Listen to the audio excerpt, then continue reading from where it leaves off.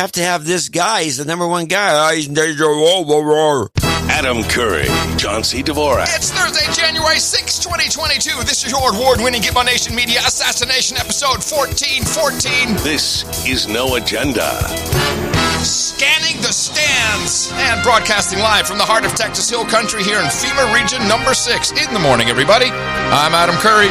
And from northern Silicon Valley, where everybody's got the COVID, I'm John C. Dvorak. It's Crackpot and Buzzkill in the morning. No, wait.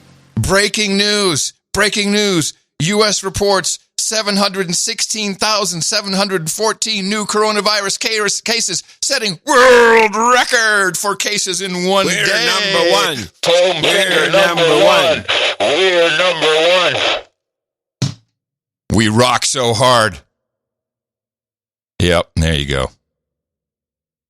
So how's that work? We're the ones that did the shutdowns and we pushed the vaccines. We were pushing.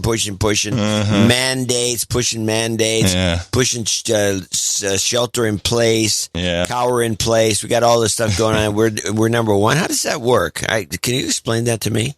Why are we number one? Well, because we're just not doing it right. We're completely confused. We have all the opportunities. We're not testing to stay properly. We shouldn't even report the numbers this way. Let's hear it from ABC. You just said it there. Some of the case counts, daily case counts, can be meaningless if we're not keeping up with everybody that's getting tested at home. So, I mean, you're not the only one who says that. There's some controversy over keeping up with that number. You got it, TJ. And so the controversy there amongst public health officials, epidemiologists, infectious disease, should we be even mentioning the daily COVID case count at this point, 2 years in? Advantage. Wait a minute. So we went from incessant right-hand screen, cases, deaths, cases, surge, to now, should we really be reporting these? That doesn't seem very effective for the messaging that the vaccines work. Mentioning the daily COVID case count at this point, 2 years in. Advantages of that, it does tell us where we are. It can help predict and project where we are going and guide responses. But there are negatives there. As we just said, they're inaccurate. They could be double what we're hearing in these headlines. John, we could be beating ourselves. It could be double. Again, this takes massive time and resources for people to really get these numbers. That's just not sustainable in the third year of a pandemic. So there is a push by many just to report weekly case counts, as we do with other infectious diseases like influenza. Can you give us a false sense of how good we're doing or how bad we're doing? I mean, you heard my letter grade is a C+. I think given who we are, we could be doing a lot better, and we should be doing a lot better. More? Is that what she means? More? More. We could do more cases. She says it'd be double as number. That's doing better. We can do better, man. We can do better than that. Of course, New York, epicenter for all things purge, surge, scaremongering, fear-mongering. Oh, my God. Omicron is surging all throughout New York City. Breaking news. People are in line to go test. The hospitals are filled to capacity. Breaking news in New York City's fight against the COVID surge. Mayor Adams just pledged new support to city hospitals. As we've been telling you, they've been under strain. Just within the last hour, the mayor laid out a new 3-point plan. This includes more than $100 million in funding for city-run hospitals. $100 million. This is great. This comes as the number of COVID patients in hospitals across the state is the highest it's been since May of 2020. Okay, please bear this in mind. The highest it's been since May 2020. Somehow there's something in this report that contradicts that. Want to get out to News 4's Gus Rosendale live for us in Washington. All right, Gus. Hey, Gus. Well, Natalie, we are live along 181st Street and Wadsworth Avenue, where a line for testing goes down the block. Oh, look at the testing line. All day and today, as you touch upon, two big moves here to help with the city deal with these testing situations and also hospitals that are facing some tough days. I now bring up Mayor Eric Adams. And listen to this guy sounding just like Russell Simmons, by the way, which is kind of cool. Late today in Elmhurst, Queens, Mayor Eric Adams met with frontline healthcare workers as many of their colleagues are home sick or in quarantine, a staffing challenge faced by most local hospitals. And so today we are announcing a 3-point plan to make sure each and every hospital in the city of New York has the resources they need. We want them to be fully staffed, and provide top quality care no matter which borough they're in and no matter where they're located. It is needed across the city. New Yorkers deserve that. Welcome to Def Comedy Jam. So more money and more testing, the big developments today. $138 million going to city hospitals. They can use that money for things, for staffing and PPE. The mayor also pointing out that at this point, hospitals in the city have a 75% occupancy rate. But David Natalie and also... What? 75%? That's not a surge. That's not strained. That's not as tough as, well, maybe it is. As tough as May 2020? That's bullshit. Aren't hospitals supposed to run at 95, 96%? Just normal? Make money. Normal? That's how you do it. That's how you make money. Yeah. So this is a lie. I know. Woo! Surprise. Well, I think you got you in there. Woo! Surprise. But they got those long lines for testing. And $138 million. And so my daughter has the COVID. Oh, geez. And her boyfriend's got the COVID, and his dad's got the COVID. And, of course, Jay's been vaccinated with the J&J. Yeah. One and done. Psych. One and done. And so Brennan's been vaccinated with the J&J. Psych. They've both been vaccinated. And so before we started the show, I'm just clearing some of the stuff on my machine, and I get Brian May details horrendous COVID-19 battle as he begs fans to get vaccinated. Brian May from Queen? Yeah. And so he's on there. The guy's old. He's on there and he's going, "Oh, I've got the COVID." He's old. But I had I had 2 shots and the booster. And if it wasn't for that, it would probably be worse. I'd be dead. It's always the same thing. It's a good thing. I've got the COVID. It's a good thing I got the vaccine. Why is this story so prevalent that by the way, there's no proof of any of this. No one's done a double study of the people unvaxxed, vaxxed, 1 shot, 2 shots, nothing. There's no studies about how bad is Omicron if you haven't been vaccinated. How bad is it if you've been double vaxxed? How bad is it if you've been boosted? Boost. All I know is that most of the people seem to have been double vaxxed and boosted. Yes. Oh, yeah. And John, how weird is it? You, me, Tina, the keeper. I mean, it's rampant here, too. It's rampant throughout Hill Country. Everybody we know, I got the Omicron. But, no one's, except some severe headaches, but everyone's, kind of like fluish. We're not getting it. Why are we not getting it? This is what concerns me. Why I'm like, okay, Omicron, take me that much. Take me, Omicron. Now I'm just when is it going to happen? Because everybody has it. But no, you tend to. I kind of. Well, I'm surrounded by, but I also had the situation back. It's in your Delta. house. It's in your house. No, in the Alpha. Yeah, it's in my house. I know. Dude, close the door. The Alpha go around, which JC and Jesse both had, which had it was a little worse. Had the COVID cough, which turns out to be called the COVID Croup. Oh, Croup. The Coof Croup. Yeah, the Coof. You play this little clip on the COVID Croup and get this out of the way. Hold on a second. COVID. All right. Here we go. In my personal experience, what I've been seeing, there has been a lot of COVID croup. That's the barking cough and stridor.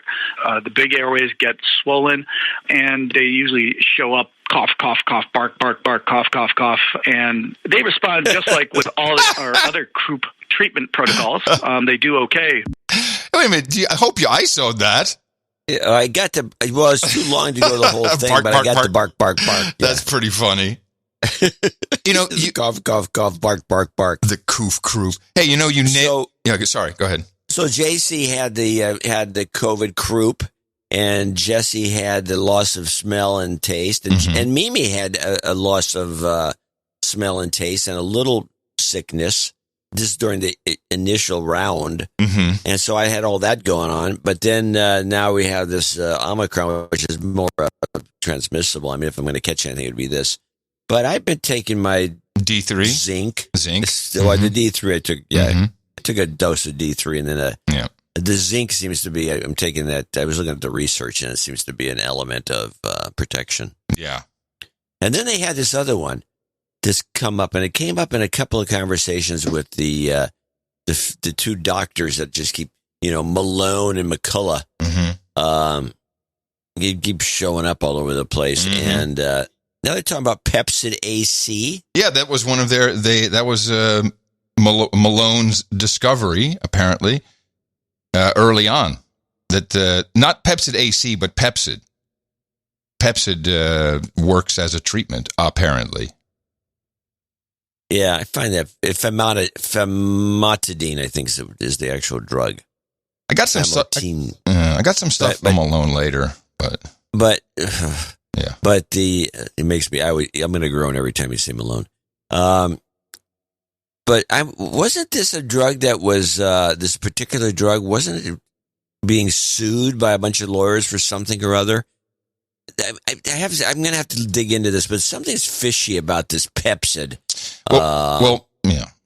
You have stuff on it? Well, Malone is, let me use the word, problematic. But I want to do that later. I don't want to, let's do that in a minute. Well, yeah. I'm good with it, as long as we do it. Yeah, no, we'll do it. Don't worry. But anyway, so Jay's got it, and Brennan's got it, and they both been shot with the J&J, which apparently is useless as the other stuff. So at least it's evens the field. Yeah. So it's not just Pfizer and Moderna that are useless. No, what gets me the most is that even though they haven't said this, but all the celebrities or all the people that have to have a public forum, they always say, it's a good thing I got the 2 shots and the booster. Yeah. Why is it a good thing? You've got the disease. It's because you know why. There's hypnosis. There's spells going on at work right now. People can't get out of it. You nailed it. You did? You nailed it. Yeah, you caught the meme. CBS Face the Nation talking about it with the former FDA commissioner and, of course, current board member of Pfizer, Dr. Scott Gottlieb. Given the test to stay policies now.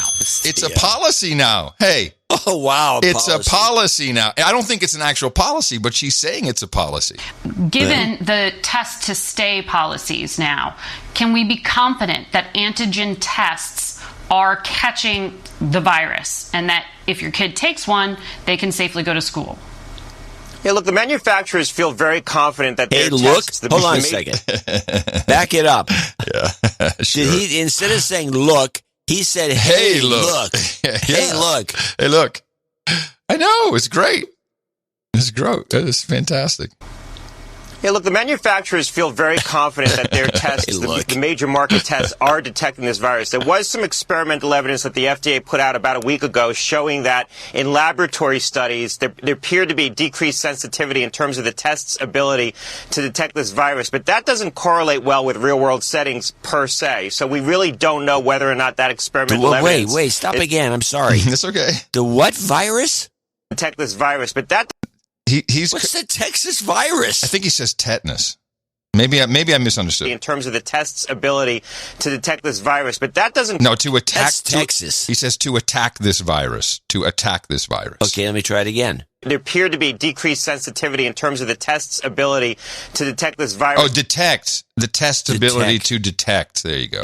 There appeared to be decreased sensitivity in terms of the test's ability to detect this virus. Oh, I think Bill Gates should hurry up with his testing company. That doesn't correlate well with real-world settings per se. So we really don't know whether or not that experimental evidence is suggestive that these tests may not be as sensitive at picking up the virus. But they do appear to be detecting Omicron at pretty high rates, and I think it could be reasonably confident that they are false positives. Once again, if you're using the antigen test to protect a high-risk setting, the best approach is to do serial testing over a period of time.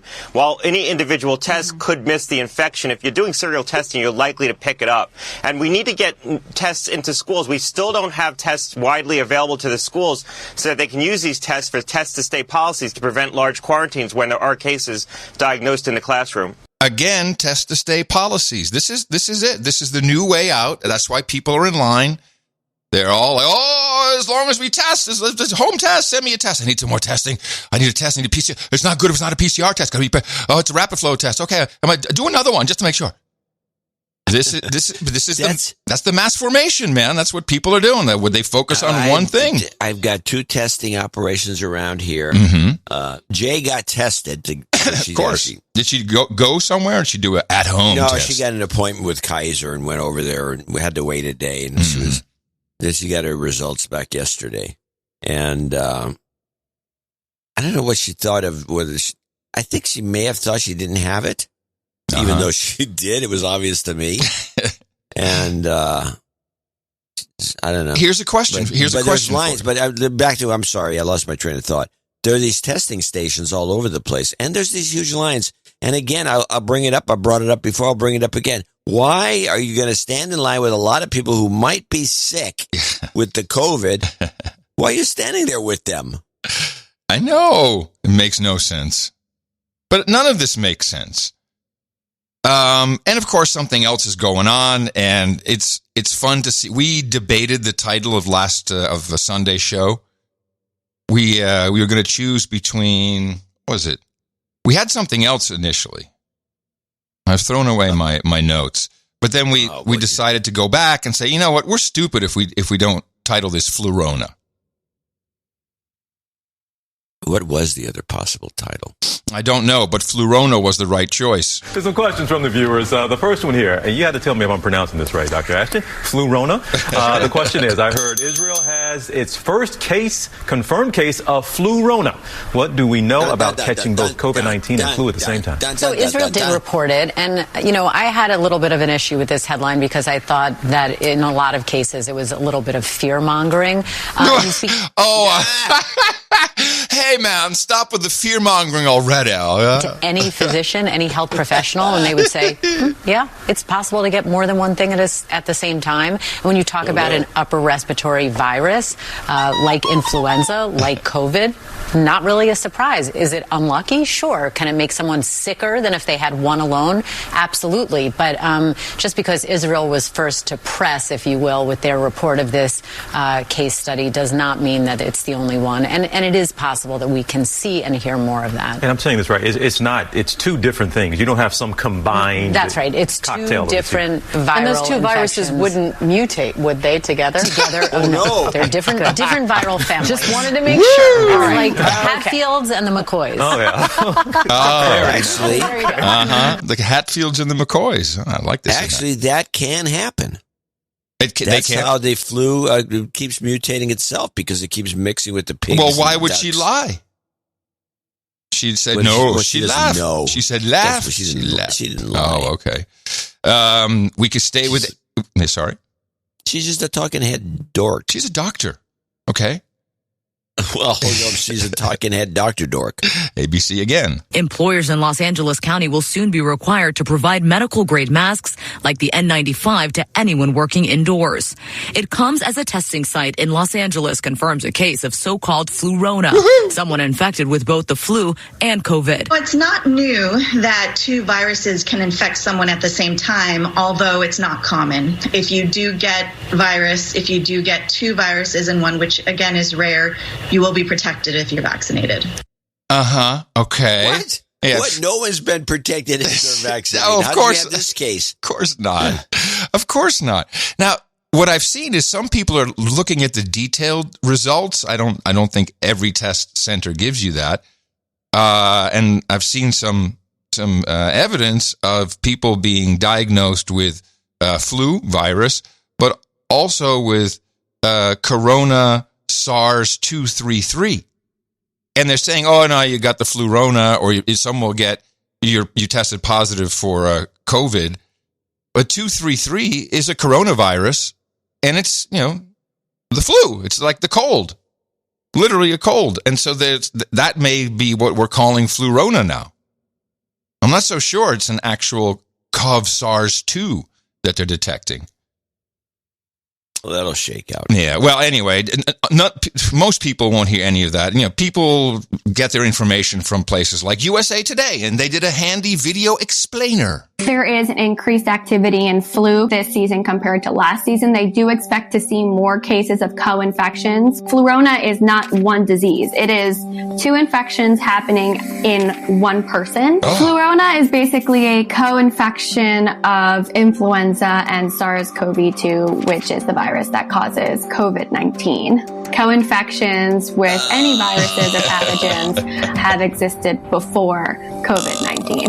It's not clear whether it would cause more severe disease, but the good thing is that there is treatment available for both viruses, SARS-CoV-2 and the influenza virus. That's all the good news. That's all the good news you need to know. Wait a minute. What's the treatment? What's she talking about? It just said just treatments. There's vaccines. There's vaccines available for both. No, she said there's vaccines available for both. No, she said there's treatments available for both. Well, she's Back it up. a bald-faced... You want me to do that? She's a bald-faced liar. You should just accept the fact that I accept it. No, I accept immediately. What comes after Flurona? The French flu. Flurona 2. Yeah, the French variant. And now, scientists are tracking a new variant in southern France, where at least 12 people have been infected. Doctors are calling it a highly mutated variant. We'll just have to keep track of it. It has been around for almost a month, and we haven't really seen it make a big impact, so I'm cautiously optimistic. According to a recent study, that new variant has 46 mutations but does not appear to be spreading rapidly. Experts are figuring out whether this new possible variant could pose a real threat. Oh, here we go. What should we call this one? Le Covid? We need a name. We need a French name for this. They're supposed to go down. This should be, one of the Greek alphabet names. They're just always trying to move a little bit more on that needle, just pushing. And then in New York, because the wheels are coming off the so-called narrative. Everybody is pissed off about this. How does this work? Nothing seems to work. Why are we doing this? Why am I wearing a mask if I'm double vaxxed and boosted? And the current governor of the state of New York, who was not elected, who got there by default after Andrew Cuomo was thrown out, she's making some very interesting moves. New York hospitals must now clarify whether COVID-positive patients come to the hospital because of COVID symptoms or due to some other ailment. Governor Kathy Hochul announced a major adjustment to hospitalization reporting Monday. We talk about the hospitalizations.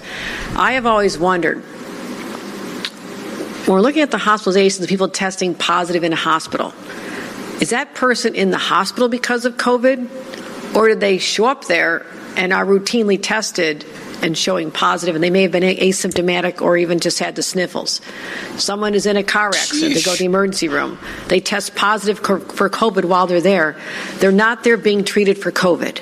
Hochul said she called multiple hospital leaders and heard that in some cases, 20 to even 50% of COVID-positive patients were admitted for a different reason. In other words, admitted with COVID rather than because of COVID. Hochul said the change in reporting comes down to being honest with New Yorkers. She noted case numbers are high, but says she wants to see whether hospitalizations correlate with the numbers. Also on Monday, Florida Governor Ron DeSantis noted the importance of hospitals making this distinction. When you have a variant like Omicron, which is much more widespread, you are going to have people who get into a car accident, go into the emergency room, they're swabbing everybody, and you're going to have people that have incidental positives. He pointed to Jackson Health System in Miami, one of the state's largest hospital systems, which has already implemented the practice. DeSantis said the hospital system anticipates that about half of their COVID-positive patients are not being treated for the virus. So what do you think that's about? This is all old news, though. Fauci's already said this. I know, but we've had clips before. Yes. Well, okay, I'm going to continue with my just for people. By the way, which reminds me, once in a while we don't give backgrounds or we don't bring in certain stories because I did it in a couple of shows ago. I said, I didn't get a clip because everybody's playing it. Big mistake. And somebody said to me, yeah, well, I listen to No Agenda for the news, and just because everyone's playing it doesn't mean you shouldn't play it. Right. And then so what happened to me was this crazy situation happened in the NFL where one of the players, Antonio Brown, quit in the middle of a game, took his shirt off and went half naked across the field and given the peace sign to everybody and just left. Which is something I would have not taken note of in my news, probably. I saw it, but okay, I saw a clip of it. I said to myself, I wonder what this is all about. I'll find out when I go to Pardon the Interruption, which is only sports show I listen to consistently because it wraps everything, all the news from everywhere with some decent opinions. So I turn it on, and they both blackballed the story. They blackballed it? Yeah, we're not going to talk about this guy anymore. Huh. And so I was irked about this. So now I realize, and I repent. I will never take that approach again. I will. Okay, good point. So back to this other thing. So Fauci and these other guys have been talking about this already. Like this, I think it's a week or two, maybe older. And there's other people have come out and said that these numbers are bogus because people with, that many people died with, and some people died because, and the term with and because. But then the governors, all of a sudden, late in the game, jump on board to make it, I think it's just to make themselves look like they're leading the pack because nobody pays attention to Fauci anymore. Yeah. That's all I can think of. To me, it sounds like it can be used in a way to lead to testing. I think they're still trying to make that the thing. Even in Luxembourg, we have quite a number of boots on the ground reports today. In Luxembourg, they're under the 3G system. So even if you're double vaccinated and boosted, you have to have a test result QR code to go anywhere.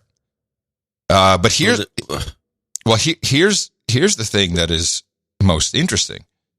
Report from one of our healthcare workers in Vegas Hospital. Information coming in that anyone who tested positive for COVID can come back in to work as long as they wear an N95. They don't need a negative test to come back to work because they are that understaffed. This is happening everywhere. I noticed. Yeah, it's happening everywhere. Canada's even doing it, and it's all on the QTs. Meanwhile, the Mayo Clinic just fired 700 workers who failed to comply with the COVID vaccine mandates. They're trying to. Some people are still trying to take the system down. Others are trying to save it.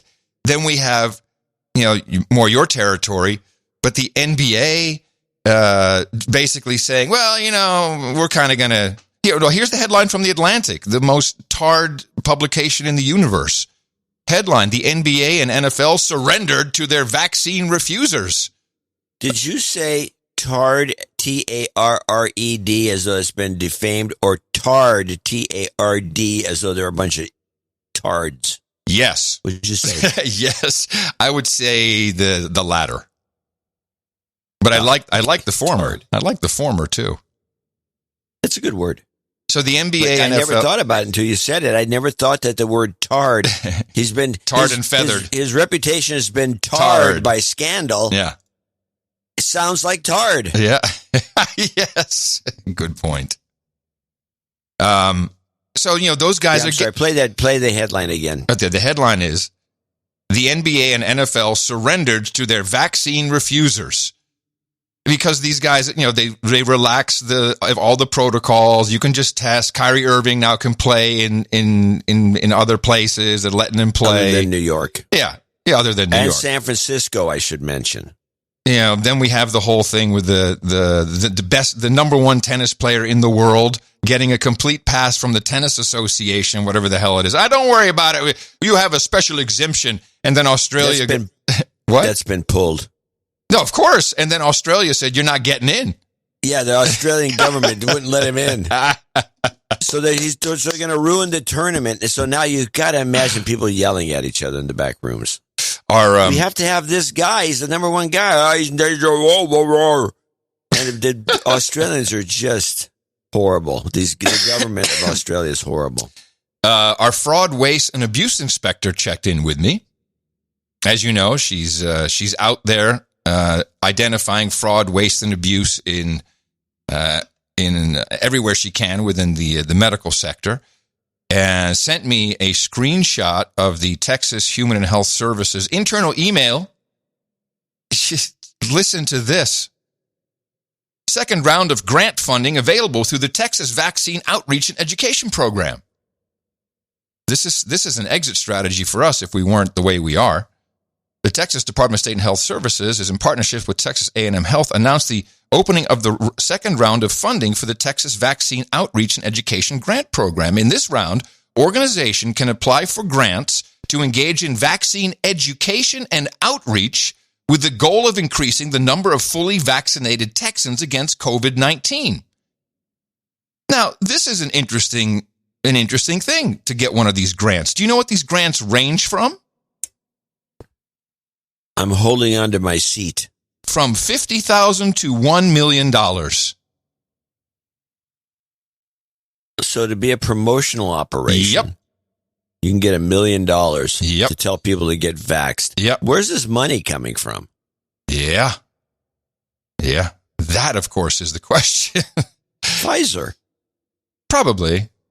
Yeah, well, if they're going to make, I think what was their profits from the vax was something like $60 billion or so. 54 something. Yeah, it's crazy. Well, it was a lot, but $1 billion goes a long way. Yeah. I mean, for example, if you're going to start throwing $1 million away here and there, you have millions you can throw away. Yeah. 1,000 million. 1,000 million. Sorry. Don't 1,000 million. Correct me. There's one more change of term that is trending that I want to bring to our attention. No longer is it fully vaxxed and boosted. The new term is up to date and staying up to date. Yeah. This has been launched. They've been trying to get up to date. Are you up to date? Are you up to date? Yeah, I got my 6 shots. Yeah. Okay, well, don't forget, in 90 days, you're going to have to get a 7th. So I went to Okay, I'll do that. Do I have to do it? We'll get you an appointment now. You want an appointment now? No. I can wait. Well, you better get one now because they're filling up. And you have to have it within 90 days. You don't want to, if you wait 92 days, you're probably going to catch something, to be honest about it. Probably. So I had my hair done this week. Woo! Well, it's important for 2 reasons. One, we have confirmation. Tina the Keeper outed me. She did indeed find a picture, which was confirmed by my hair specialist, of me, in this case, with Tina Turner from the 80s, and I do have a mullet in that picture. Ears showing. What? Yeah. I can't deny it. I mean, I didn't think it a mullet at the time, but it's a mullet. Okay, well, there you have it. Do I get an apology? I'm sorry. I'm so sorry. I really apologize. In fact, I'm going to not just apologize, I'm going to boost your ego even more. Well, good. And this, I'll step aside for your enthusiasm. Wow. Oh, God.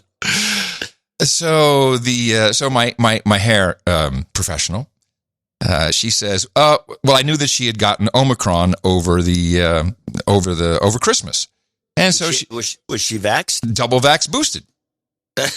And now she's a rule follower. She's she's a friend. So rule follower friend.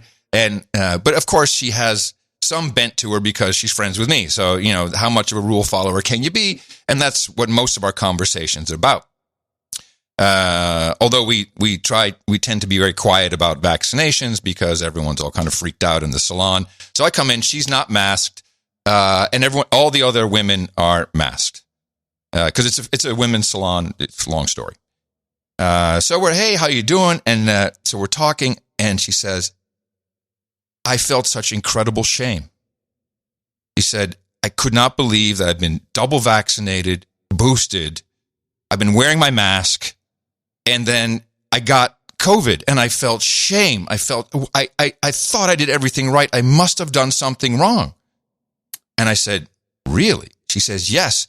And then it was the same for the other girls here who also got Omicron, even though they're double vaxxed and boosted. Now, mind you, they're all wearing masks right now in the salon.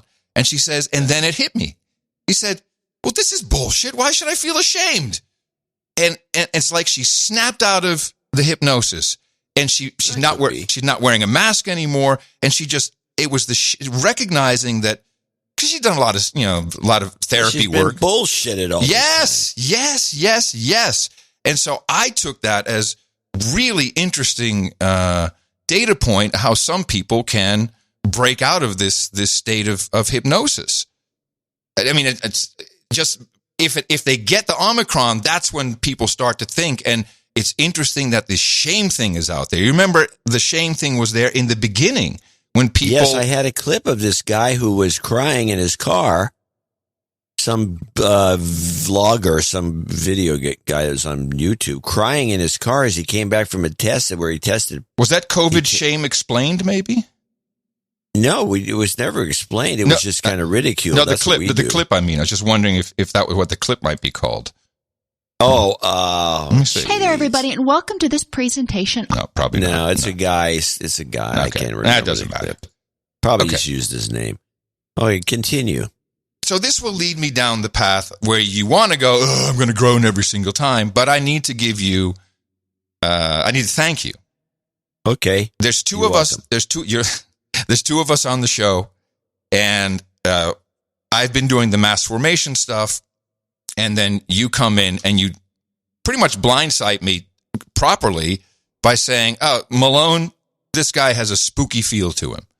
And no, I said he's a spook. Okay, you said he's a spook. I'm sorry. Yes. He has a spook friend that he wrote the book with. He comes across, he dresses like one. He's got the right hairdo. He has the right measured discussion. And I seriously, I went, oh my God, how could I have missed this? And I'll tell you part of what it was after you said that. After the show, I went back and looked at his appearance on Rogan, and very recognizable to me, which is like this is really the part I'm thanking you for. The way he was talking reminds me of several members of my family, who of course come from military and intelligence, and it was triggering because I went, oh my God, now I see it, and now I can't unsee it. Milieu talk. Yes. Milieu. The spooks are aware of this. In fact, we had that one woman, some clips from her, who was the disguise expert or something, and she said they're always worried sick that... Yeah. No. That was with Kara Swisher, who was bitching that she wasn't a spook. Was it with Kara Swisher? Yes, it was. Yeah, I'm sorry, you're right. Anyway, so she went on about it. We're always worried about, are we not on social? Because they're always worried about getting outed or suspected. You can't be outed because you don't know for a fact. We don't know this guy's a spook. We just suspect it. Then she was worried, sick about the fact, are they in social media enough? If we're not on social media, is that a tell? And she specifically said that. If they're not on social media, is that a tell? They're worried about tells. Well, the tells they can't seem to really deal with, besides the stupid haircut, is the milieu patter that comes from being in the spook milieu. You have this, and which you identified. I can't identify that as easy as you can. Well, I wasn't, and that's what I'm thanking you for, is now it just clicked in my head. I'm like, oh, shit, I recognize this.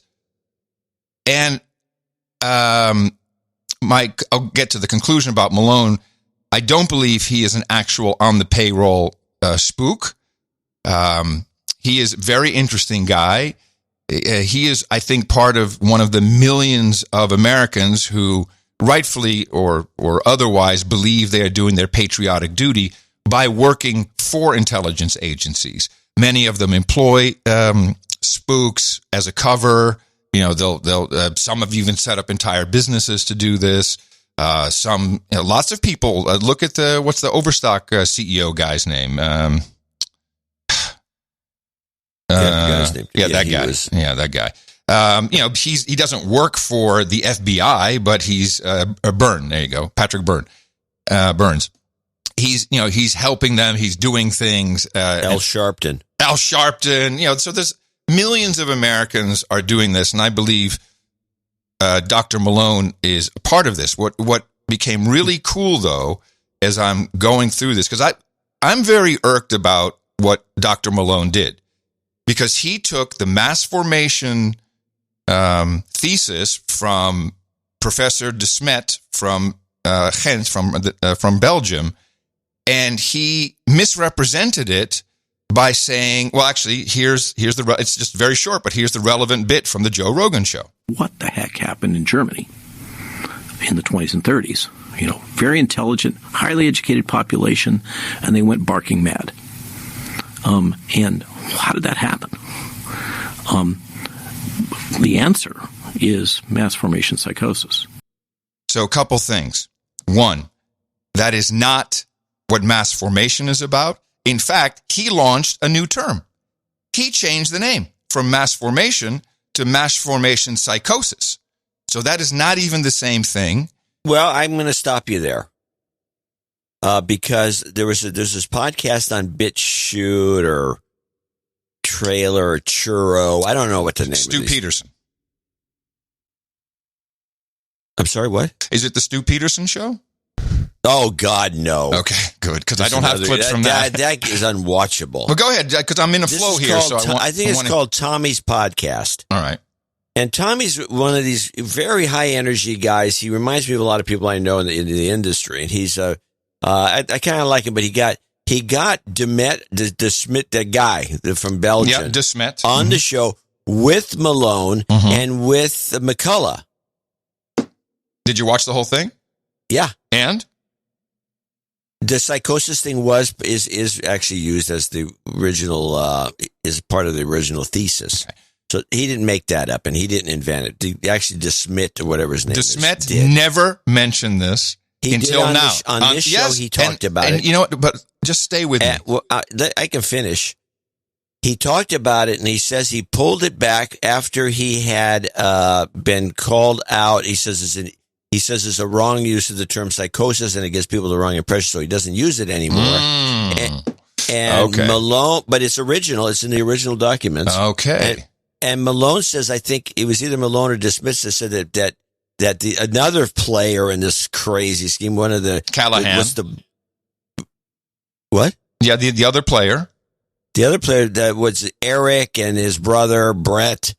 Oh, Weinstein. Eric Weinstein called him out for using psychosis because it's an improper use of the term and it confuses people. Yes. And so they've all pulled the plug on using psychosis. Good. But the damage is already done. Well, the damage is always done. But meanwhile, by the way, this particular very good presentation, because it was a couple hours, I think, of the three of them, it was mostly Malone interrupting everybody and asking questions. Yes. And he did, and I have to say, McCullough, thinking back on it, I don't think McCullough said anything but hi. Okay, so this solidifies my point.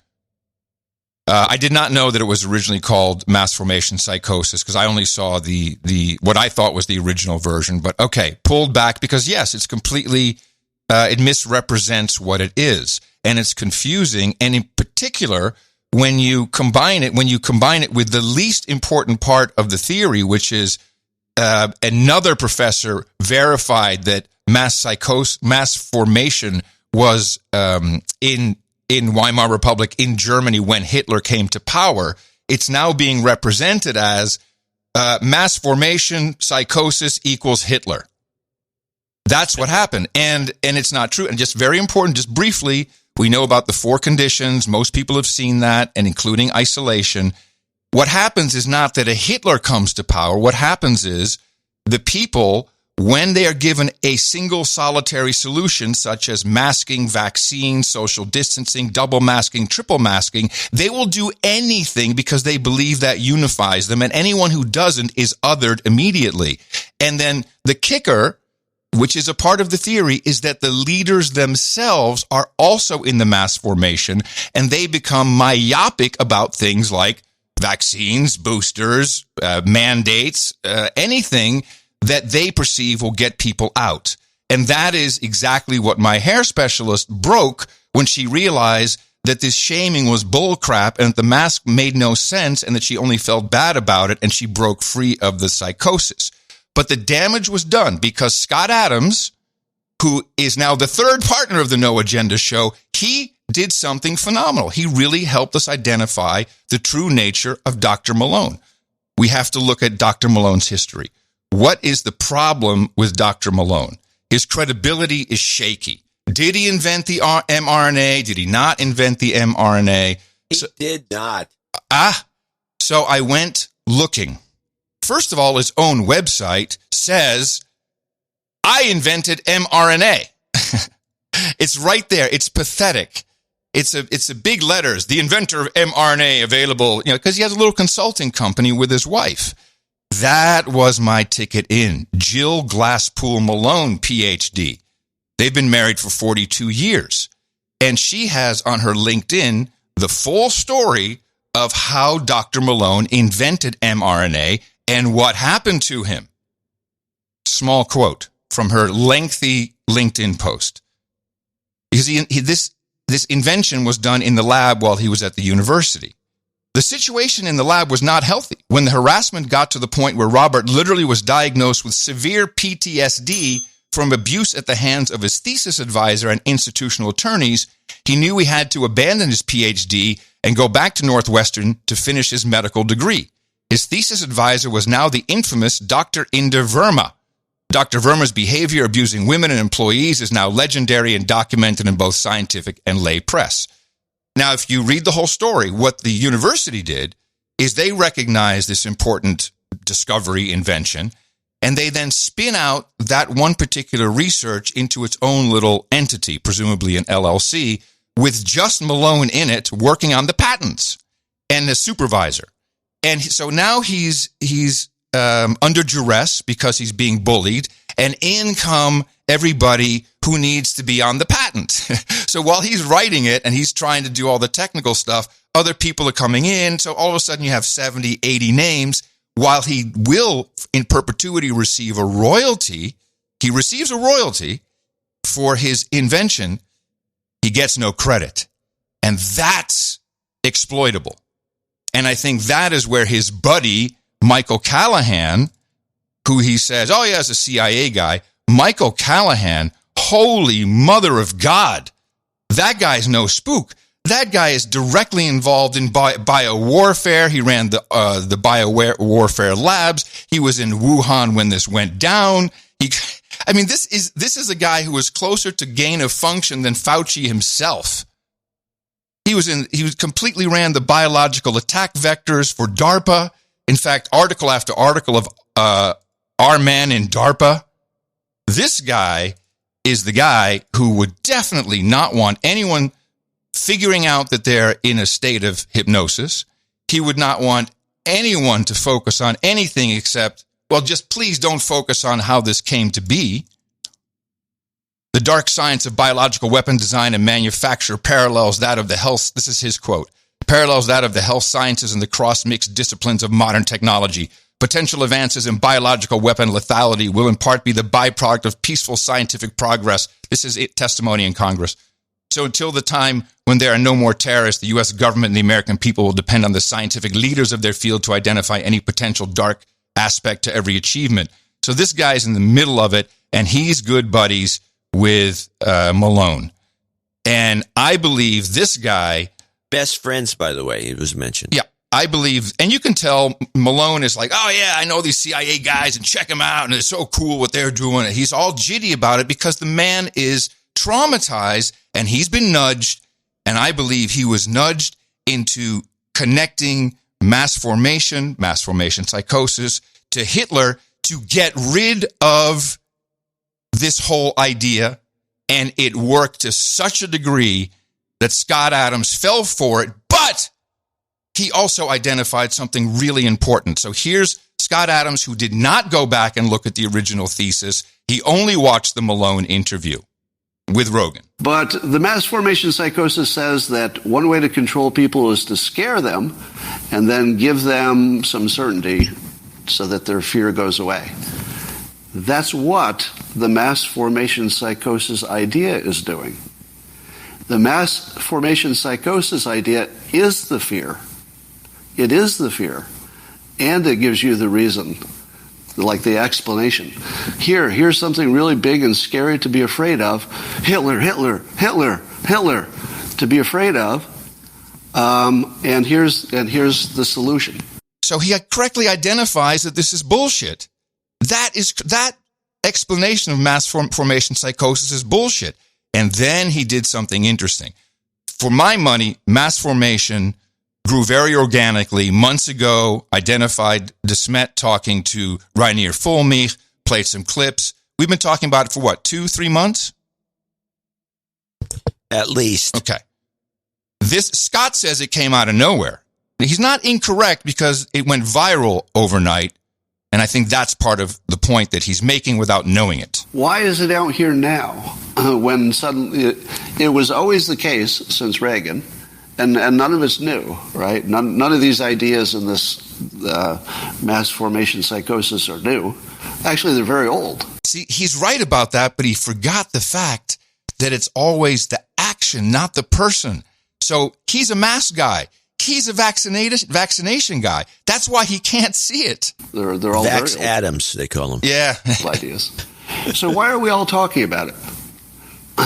There is some force that put this into our heads. What? Some force? There's no agenda show? No, of course not. There's no force. Or is there? And this is a narrative. What does it mean when a new narrative is introduced? Because the idea of a mass formation psychosis is a narrative. It's a story to explain something. That's a narrative, a story to explain something. Doesn't mean it's true or the only story that can explain something. It's just one. This is literally a piece, not literally, this is a piece of software that has been slipped into our operating system. So where some of you were not so aware that there's a thing called a mass formation psychosis, and you were probably less aware that it's something you should worry about at the moment. So here's my concern. My concern is whoever introduced the idea of the mass formation psychosis into the public in a way that made it trend, etc. I don't think that happened organically. Do you? It could have. Yeah, you can't eliminate the possibility that it happened organically, but it doesn't have the smell of an organic thing. It has the smell of something that somebody pushed into our software. Because somebody, and this would be speculative, right? It looks like somebody has an advantage, or imagines an advantage, for making this a program that runs in your head, such that the next time you see something, you can fit it into that frame. Because until you have the narrative, the new things you see in your environment don't fit into a story. They're just things. But now you have a narrative, and you see the new thing. It might be confirmation bias. You might be overinterpreting that thing, but you're going to add it to your framework now because it exists. And this idea will probably just keep getting stronger because you saw what happened in the last 2 weeks. This whole idea went from something you hadn't heard of, many of you, to something that's like the big thing we all have to worry about. I don't believe this is organic. So, correct. Mass formation, the thesis was the organic part. That had to be stopped. People were figuring that out. When they get the Omicron after being vaxxed, they wake up, they say, holy crap, this is not okay. He is responding to the Hitler comparison of mass formation, and he calls out correctly who's doing this, and it happened the same day that he called this out, I think proving that Malone is an operative for the intelligence organizations, or one or multiple. Let me give you my... Probably a useful idiot. Best guess what's going on here. There is one entity that would benefit the most, two entities actually, collectively, that would benefit the most from making you think that mass formation psychosis is the thing you should focus on. Imagine it as a diversion. Imagine it as taking your mind away from something that somebody doesn't want you to think about. What is it that's happening in the world that's big, that there's some entity or entities that don't want you to think about it, but they'd rather you concentrate on this new idea, this mass formation psychosis? And the answer is the news business. The news business. Because you know what the alternative explanation for mass formation psychosis? What is the alternative explanation for everything you see without ever needing mass formation psychosis? Fake news. So that's his whole thing. He believes that this is a setup by the news industry. So he is. Yeah, I watched this too, and I didn't clip it. I watched it too, and I think he lost the plot with the news industry. Well, this is what's interesting. That's what I think he just fell off the cliff with that. I just don't buy that. I don't even want to be talking about Scott Adams stuff, but you're correct, because it's not. I'm done with Scott Adams. It's important. Stay with me, because I'm proving your point. That was an incorrect analysis. What's incorrect about it is the news business didn't create this to create more viewership. They're being used, Scott, because you're in the mass formation. He doesn't understand that it's being used. And the same day when he did that video, Frau Ingraham has Malone on, and just listen to it. So we asked Dr. Malone. He didn't know either. The very next day, Malone went on Joe Rogan's podcast where he called out the medical establishment's rabid push for control, and in doing so, drew disturbing parallels between what's going on now versus 100 years ago. There's your narrative. What the heck happened in Germany in the 20s and 30s? Very intelligent, highly educated population, and they went barking mad. And how did that happen? The answer is mass formation psychosis. When you have a society that has become decoupled from each other and has free-floating anxiety, and then their attention gets focused by a leader or a series of events on one small point, just like hypnosis, they literally become hypnotized and can be led anywhere. There it is. There is the intelligence organization strategy working. It went viral on Rogan with an incorrect story. It's picked up and condensed by Frau Ingraham on Fox, all jitty about it. Now to finalize, listen to the good doctor who's not concerned about what could actually happen. No, he is accepting his reward for being a good soldier and putting this new narrative into the system, and he's accepting the fame and he's loving it. It took YouTube just a few hours to rip that video off its platform under the guise of protecting the people against vaccine misinformation. Joining me now, the apparently very dangerous Dr. Robert Malone, Chief Medical and Regulatory Officer at the Unity Project. Dr. Malone, who would have thought that mass formation psychosis is really going to send the sensors into overdrive? What's this really all about? What is going on here? Stop a second. What date? When did this run? Wednesday, the same day Scott did his video, or Tuesday. Scott's video I think was Tuesday. It was Tuesday. It was the same night. Oh, it was the same night as Scott's thing. Yes, same night. So after he did that. Because I'm just trying to figure out when Tommy's podcast had him on when they said they're going to stop saying psychosis. Mm-hmm. And because I want to know, that this is just an aside, but this is interesting because of what we've determined. If he continues to say psychosis when he says he's not going to, then he needs that word in there and he's being told to put it in there. Ooh, I'll bet you the Tommy thing was before this. I'm guessing it was too. The Tommy thing, all I know about the Tommy thing was it was after Rogan and yeah. I don't know.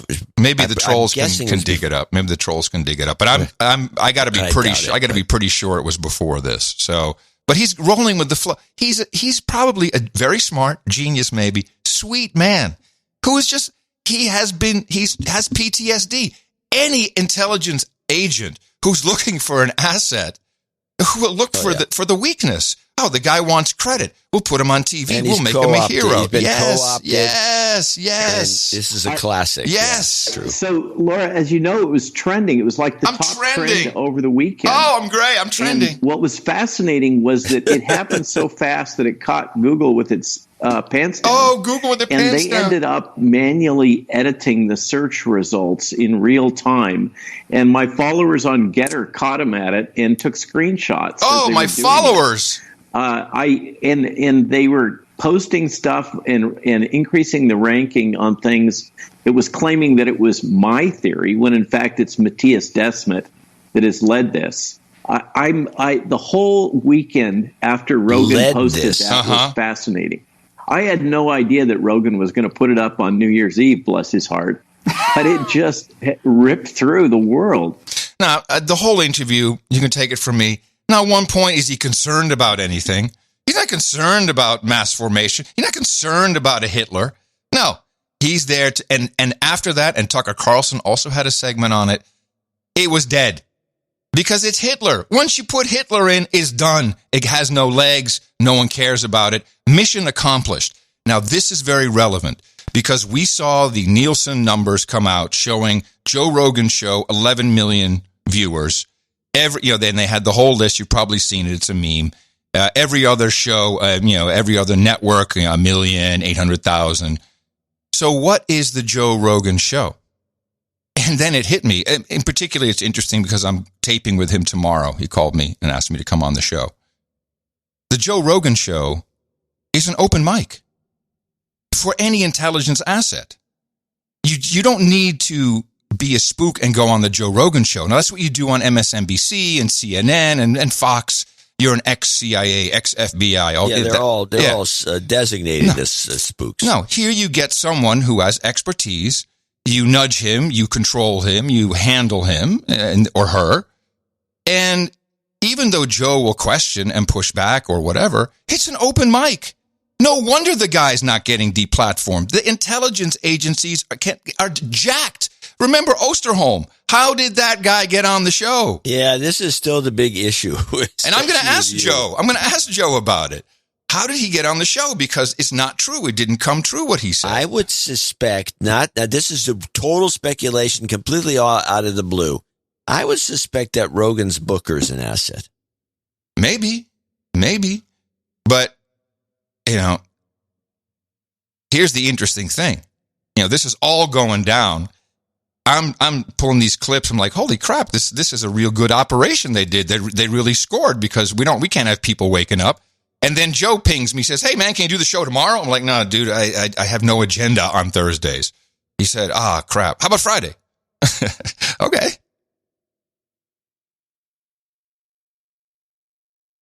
Exactly. I think he knew that no agenda was, I wonder if that was a test.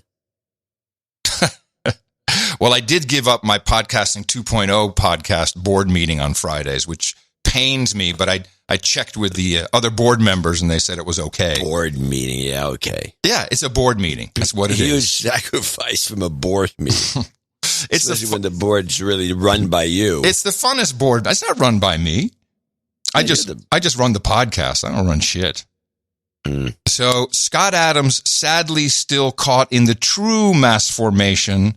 Although, and that's only by his own doing, is he can't come to believe that he got hypnotized, which the writer of mass formation, the theory and the thesis himself says happened to him for 6 months before he figured it out.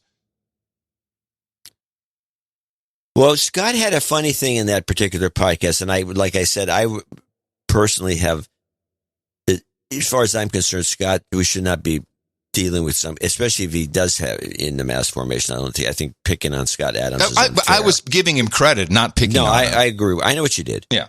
But he went on to this very interesting illogic, which was, and he's right. He says, I am the number one, of course, he's always the number one guy for something. I'm the number one guy for condemning giant corporations because of the Dilbert cartoon and what he goes after and this kind of crap that goes on in companies. And he hates big companies. He hates big pharma. He hates this. He hates that. He hates all these things. Why would I fall for their ploys? If I was just look at me as analyze me as a person. Yeah. He's still irked about this, by the way.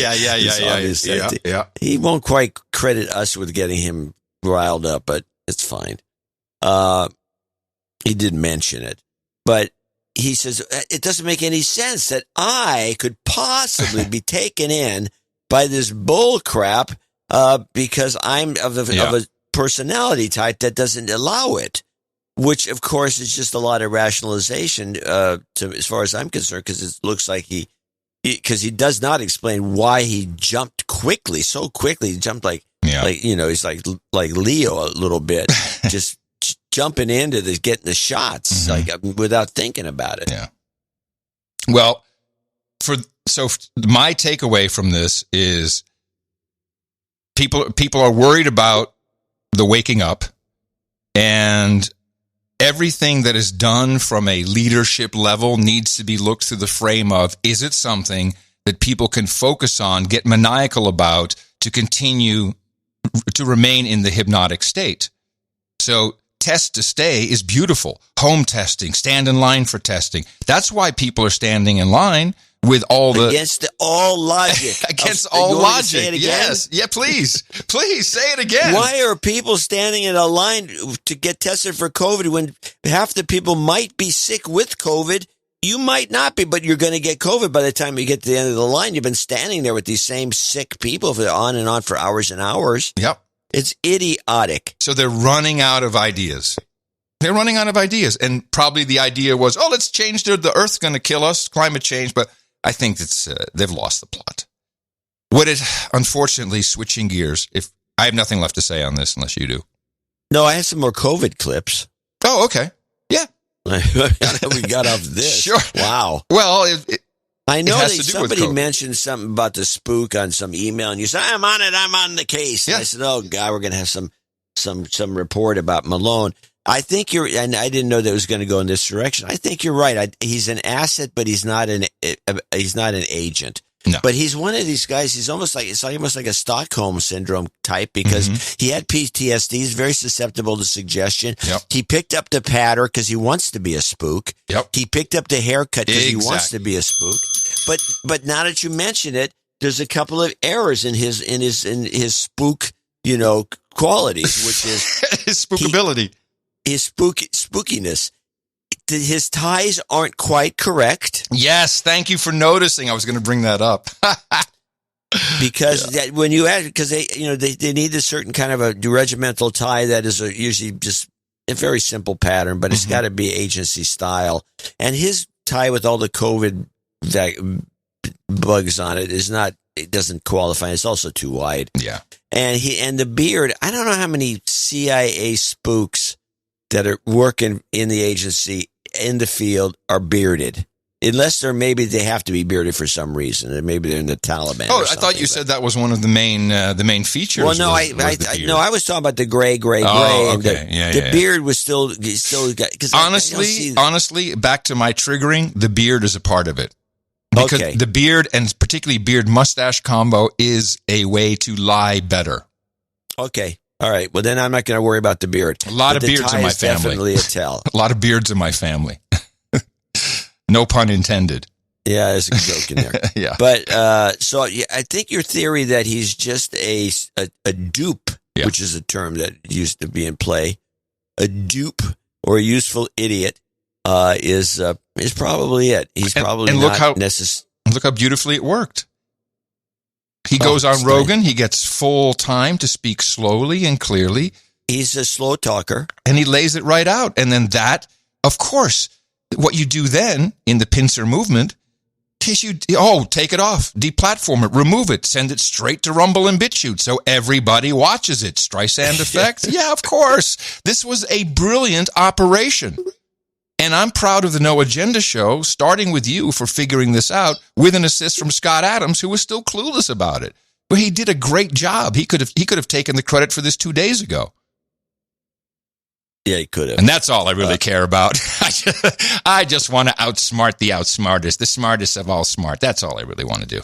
Yeah, well, you do a good job of that. But we have to keep an eye on this guy. And but I was annoyed when he was with McCullough. McCullough he's an honest guy, I think, and he's got a lot of creds, and he needs to talk more. And so he goes on the Tommy podcast. It doesn't say Jack. It's ridiculous. Yeah, that's what's interesting. And of course, I saw it, but I didn't want to cloud my thinking with more stuff that would take me off track. I just wanted to get the basics out of where we literally are at, which is, it's beautiful. The op continues.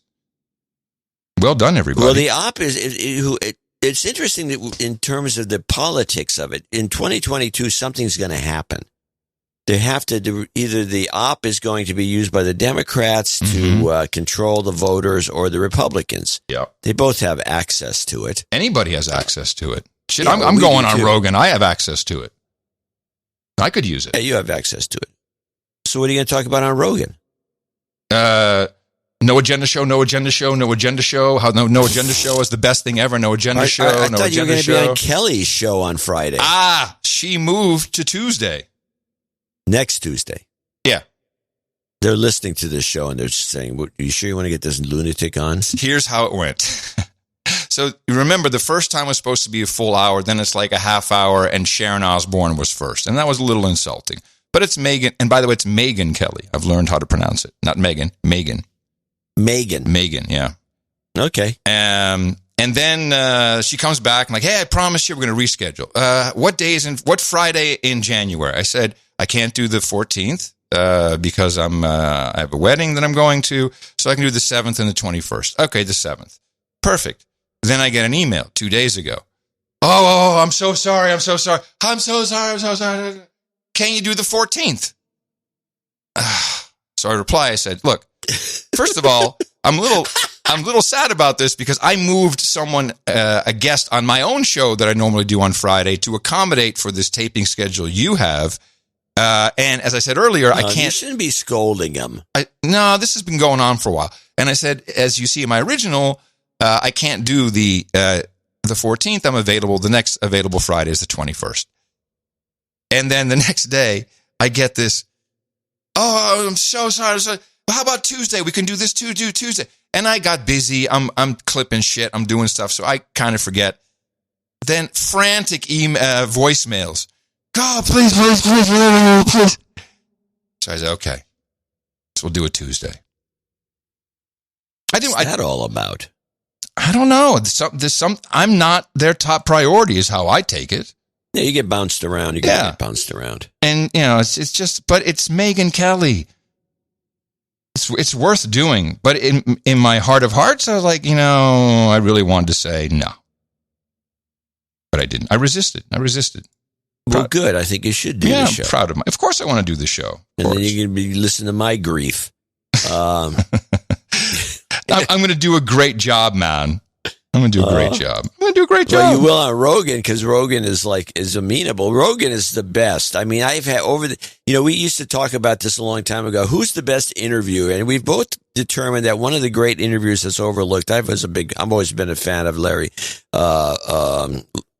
King and other people that can do that. They have different styles and they have different ways to get people to talk. Mm-hmm. And I think we both agreed that Howard Stern was the great overlooked. Was fantastic. Yeah. Was great. In his heyday. Yeah. Before he got tarred and feathered. Yeah, well, he seems to have lost his edge, but in his heyday, he was the best but he'd do it through a hounding mechanism. And but he would do things like, how big are your boobs? Right in the middle of an interview, which would throw people off, and then he could go in with a serious question. I thought that was a brilliant technique. Yeah, that technique was good. Larry King used similar techniques of changing the subject right in the middle of an answer, and then asking a different question. What? And I don't know what that does to people, but it gets a lot of them to start talking about stuff they shouldn't say. And I think Rogan has turned into one of the great interviewers because, and the reason I say this because he gets people, and I've done interviewing, and I know some of the problems with it. He manages to get the dullest people to yak. Yeah. And I don't know how he does it because most dull people, it's more him than it is anything because he's a likable presence and he's just a character. Mm-hmm. And he seems to get people to yak. I can tell you, if it was me, my eyes would be in the back of my head with some of these people, and if I could do it, I'd shoot them right on the interview. But he just gets them to go, and it's like I don't know how anyone gets for 3 hours.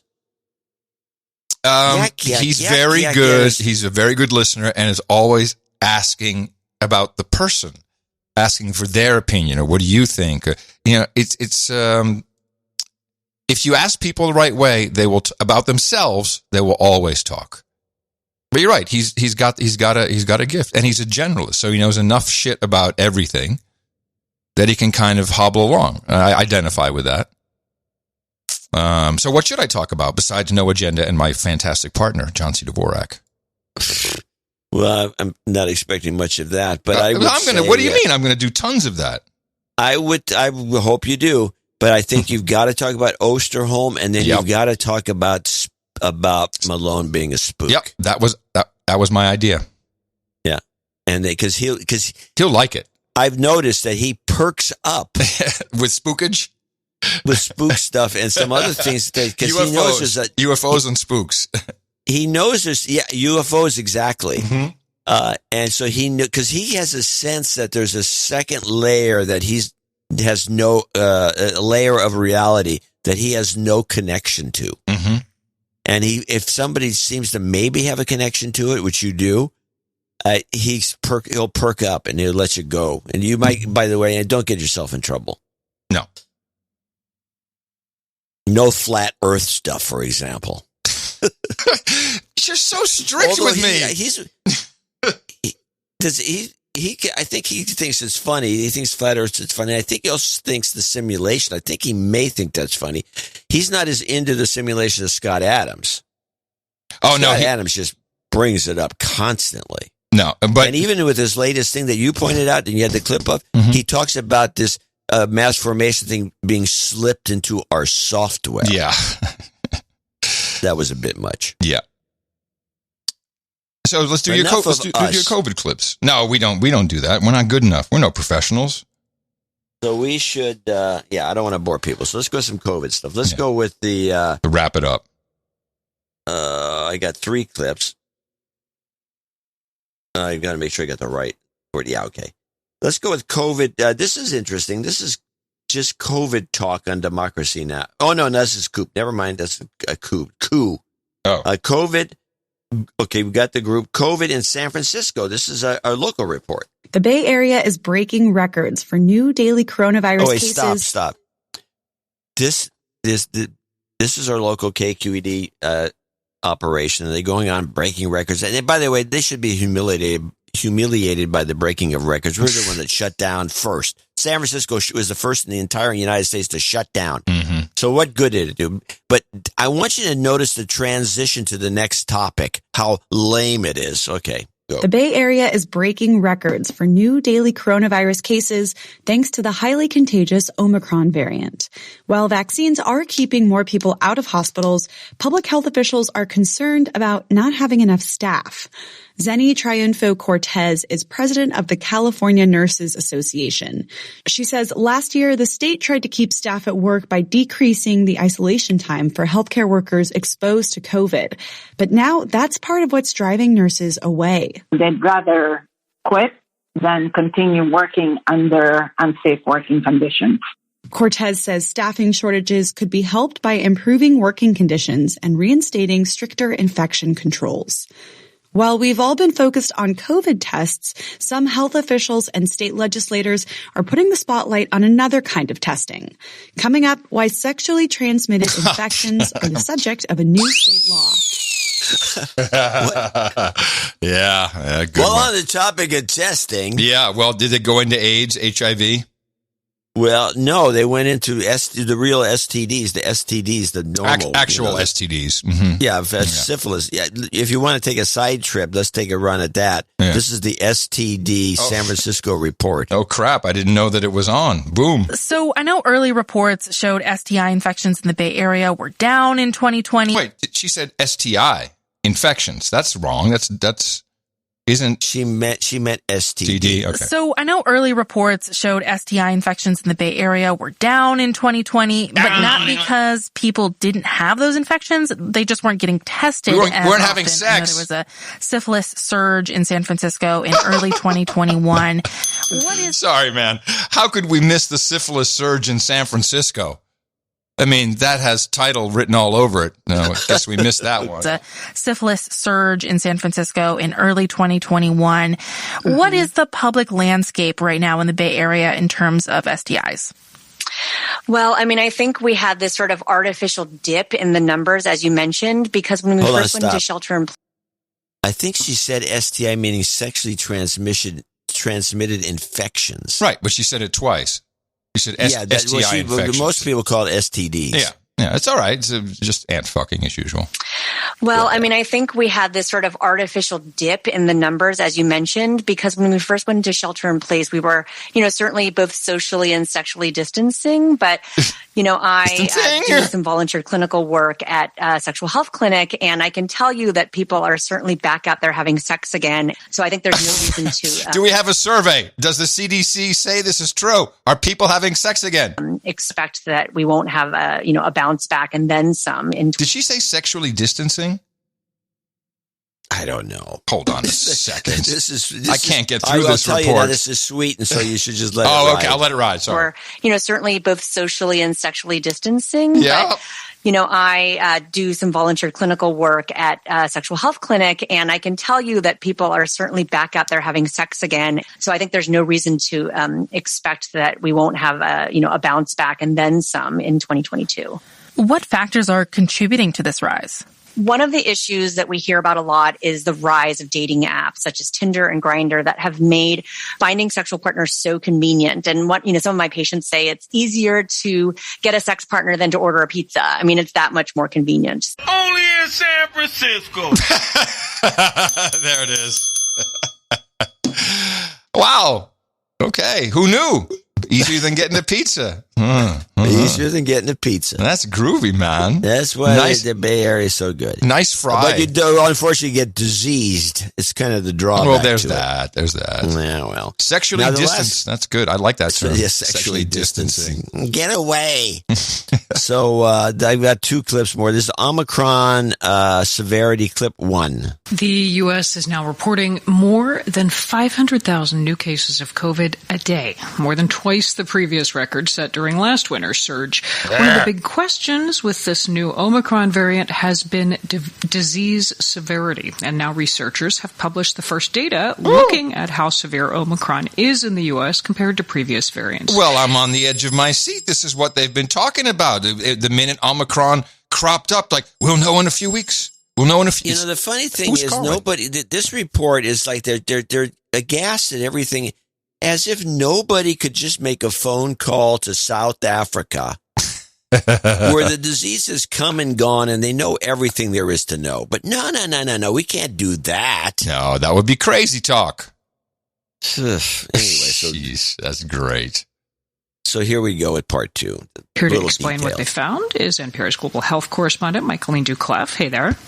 Hi, Mary Louise. So this new study, what specifically were researchers looking at? The study comes from Case Western Reserve University in Cleveland, but it looked at data from hospitals across the whole country, specifically health records for more than 500,000 people. Now, most of the people were infected during the Delta wave right before Omicron arrived, but about 14,000 were likely infected with Omicron near the end of December. And then the researchers looked to see if there was a difference in a person's risk of having severe COVID between the two groups. So the risk of having to visit the ER, being admitted to the hospital, ending up in the ICU, or even being put on a ventilator. Well, and what did they find? Was there a big difference between Omicron and Delta?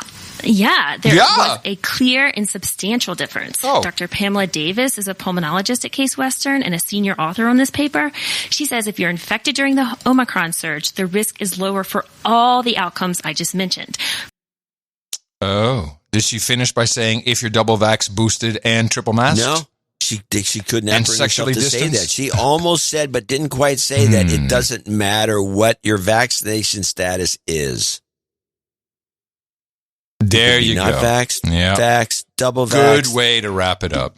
Boosted, not boosted. Doesn't matter. You're just going to get it or you're not going to get it, and you're probably going to get it. And so this has got to break the spell. Yep. And when you see people who are breaking out of the spell, don't be a dick. Welcome them with love. It's hard. They're challenged.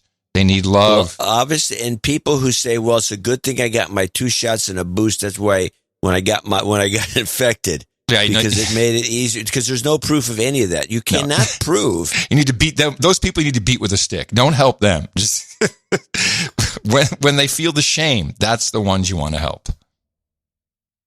It's crazy.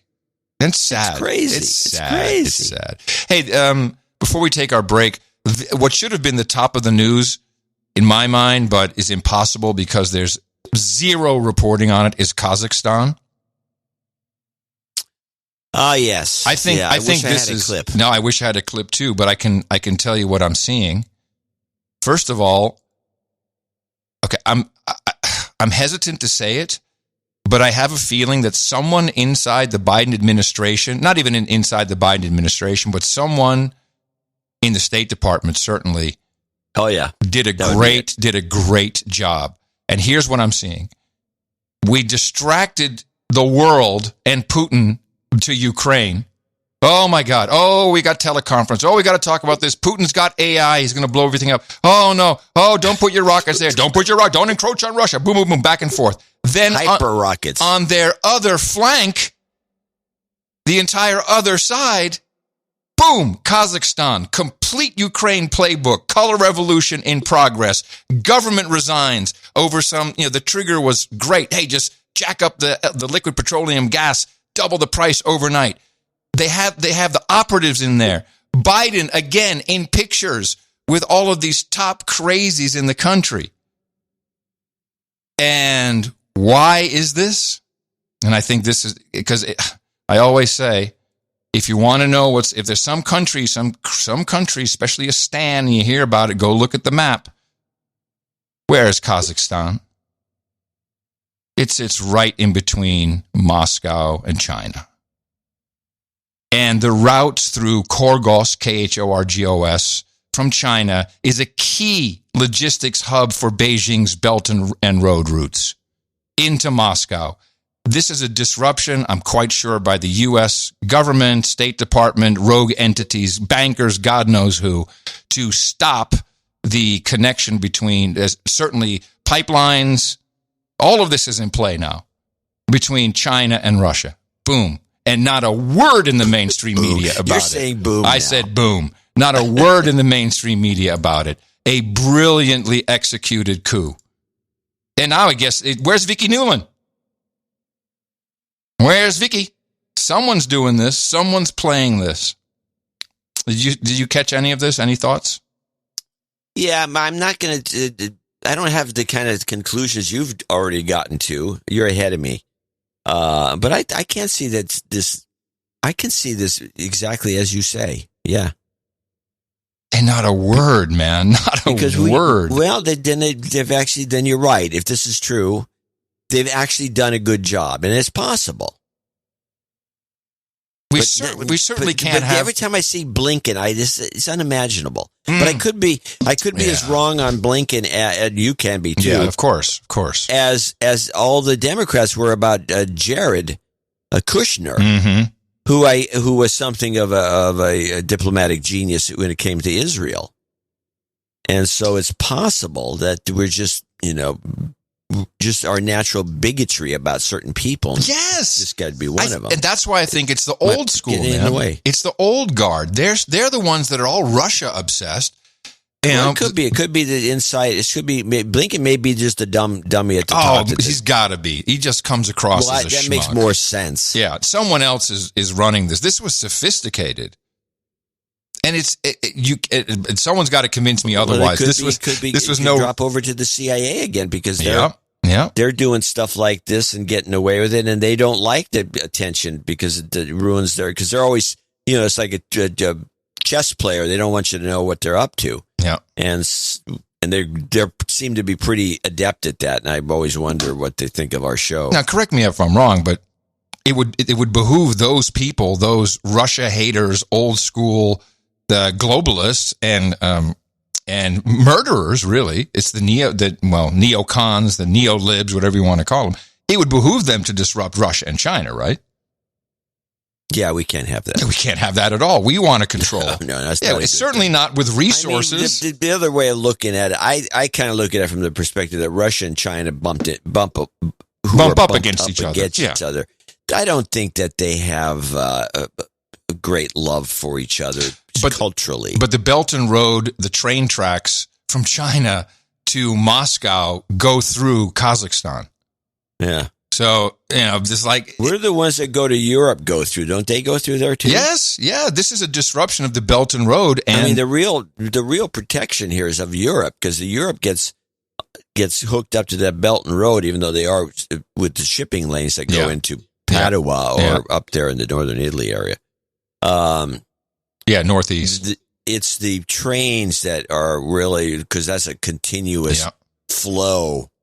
And they said, the Biden administration said part of Build Back Better, if you remember, was to combat China's Belt and Road. The president himself stated that.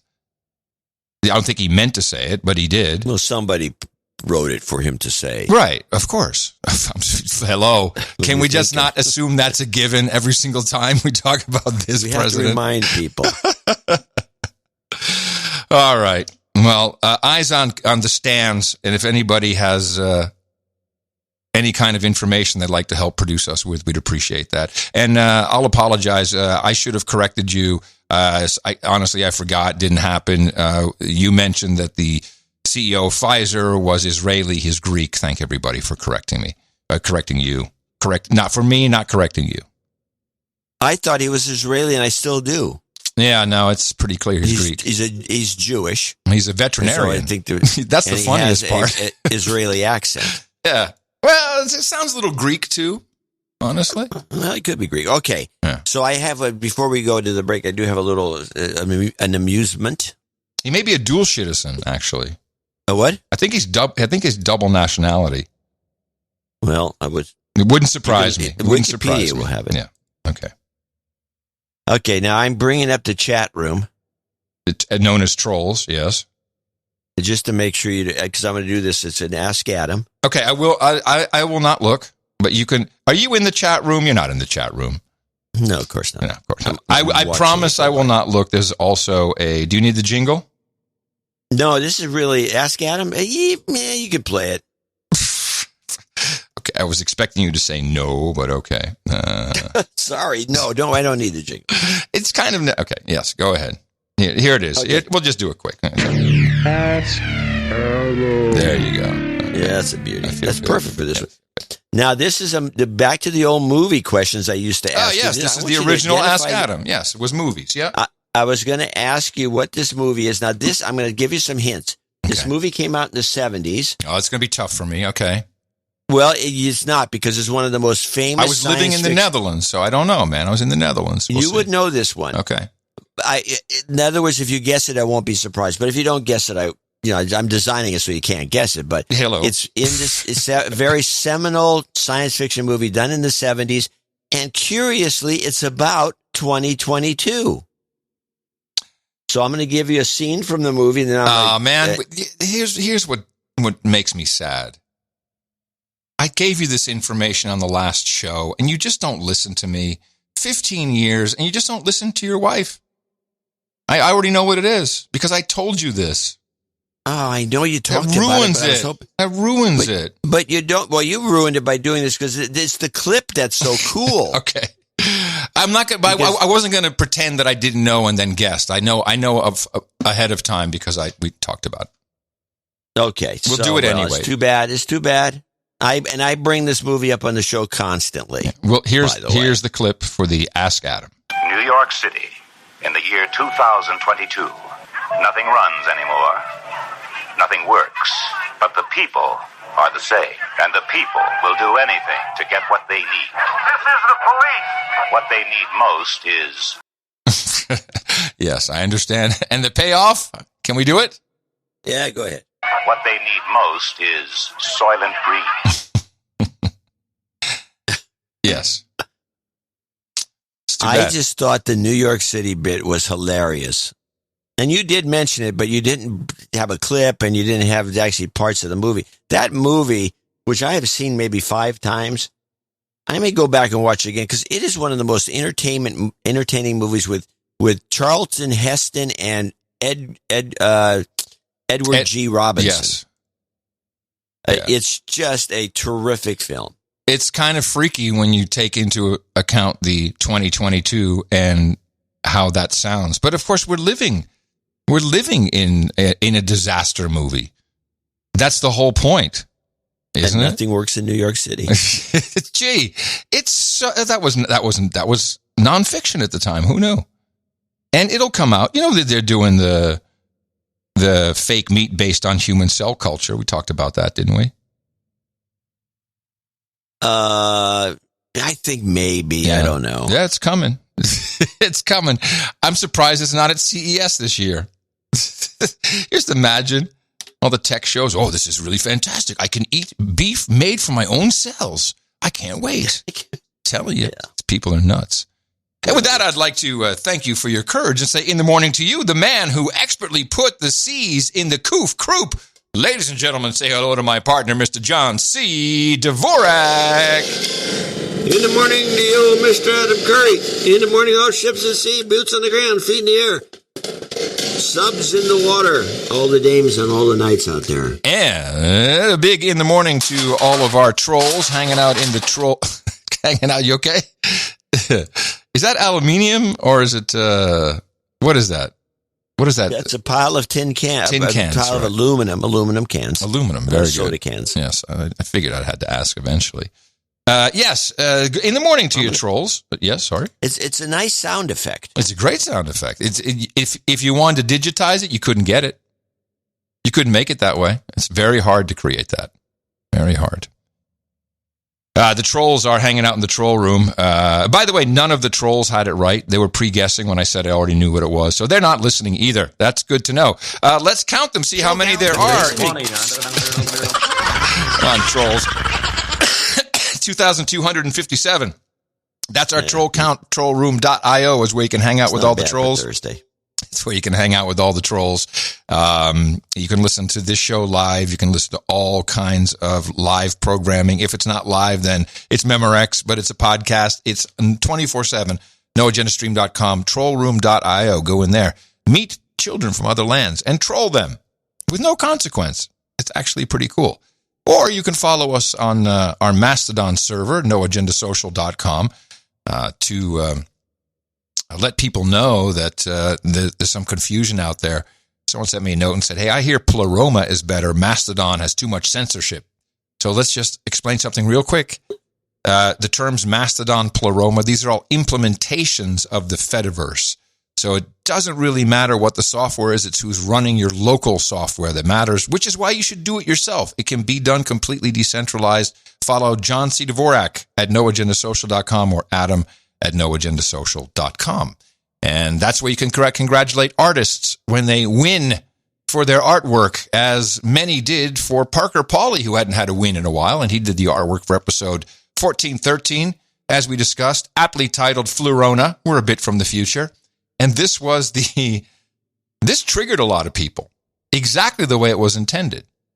This was the 2 Chick-fil-A cows. Typically, it was a persiflage.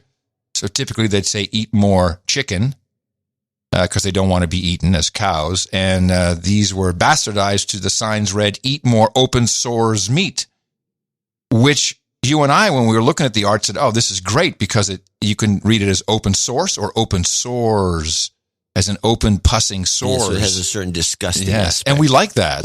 That's the sad thing. We're like, oh, yeah, that's kind of cool. And it triggered a lot of people like, oh, I don't know if it's open source, if it's sores, it's disgusting. So I don't care what kind of emotional reaction you have to the art, but I think if you have one, it's good. We had a lot of discussions because we picked a couple of other pieces, or we liked other pieces. This came in last. It was the last piece we picked. We had... You immediately liked the Riley piece where the printed meat. Yeah, no, but it was one I liked. Yes, we had a hard time picking stuff, but we did pick one, and then it was almost gone in, and then we said stop. Do you remember what happened? We picked. Yeah, I remember what happened. Yeah, we picked Corrector Records. You Will Not Replace Us.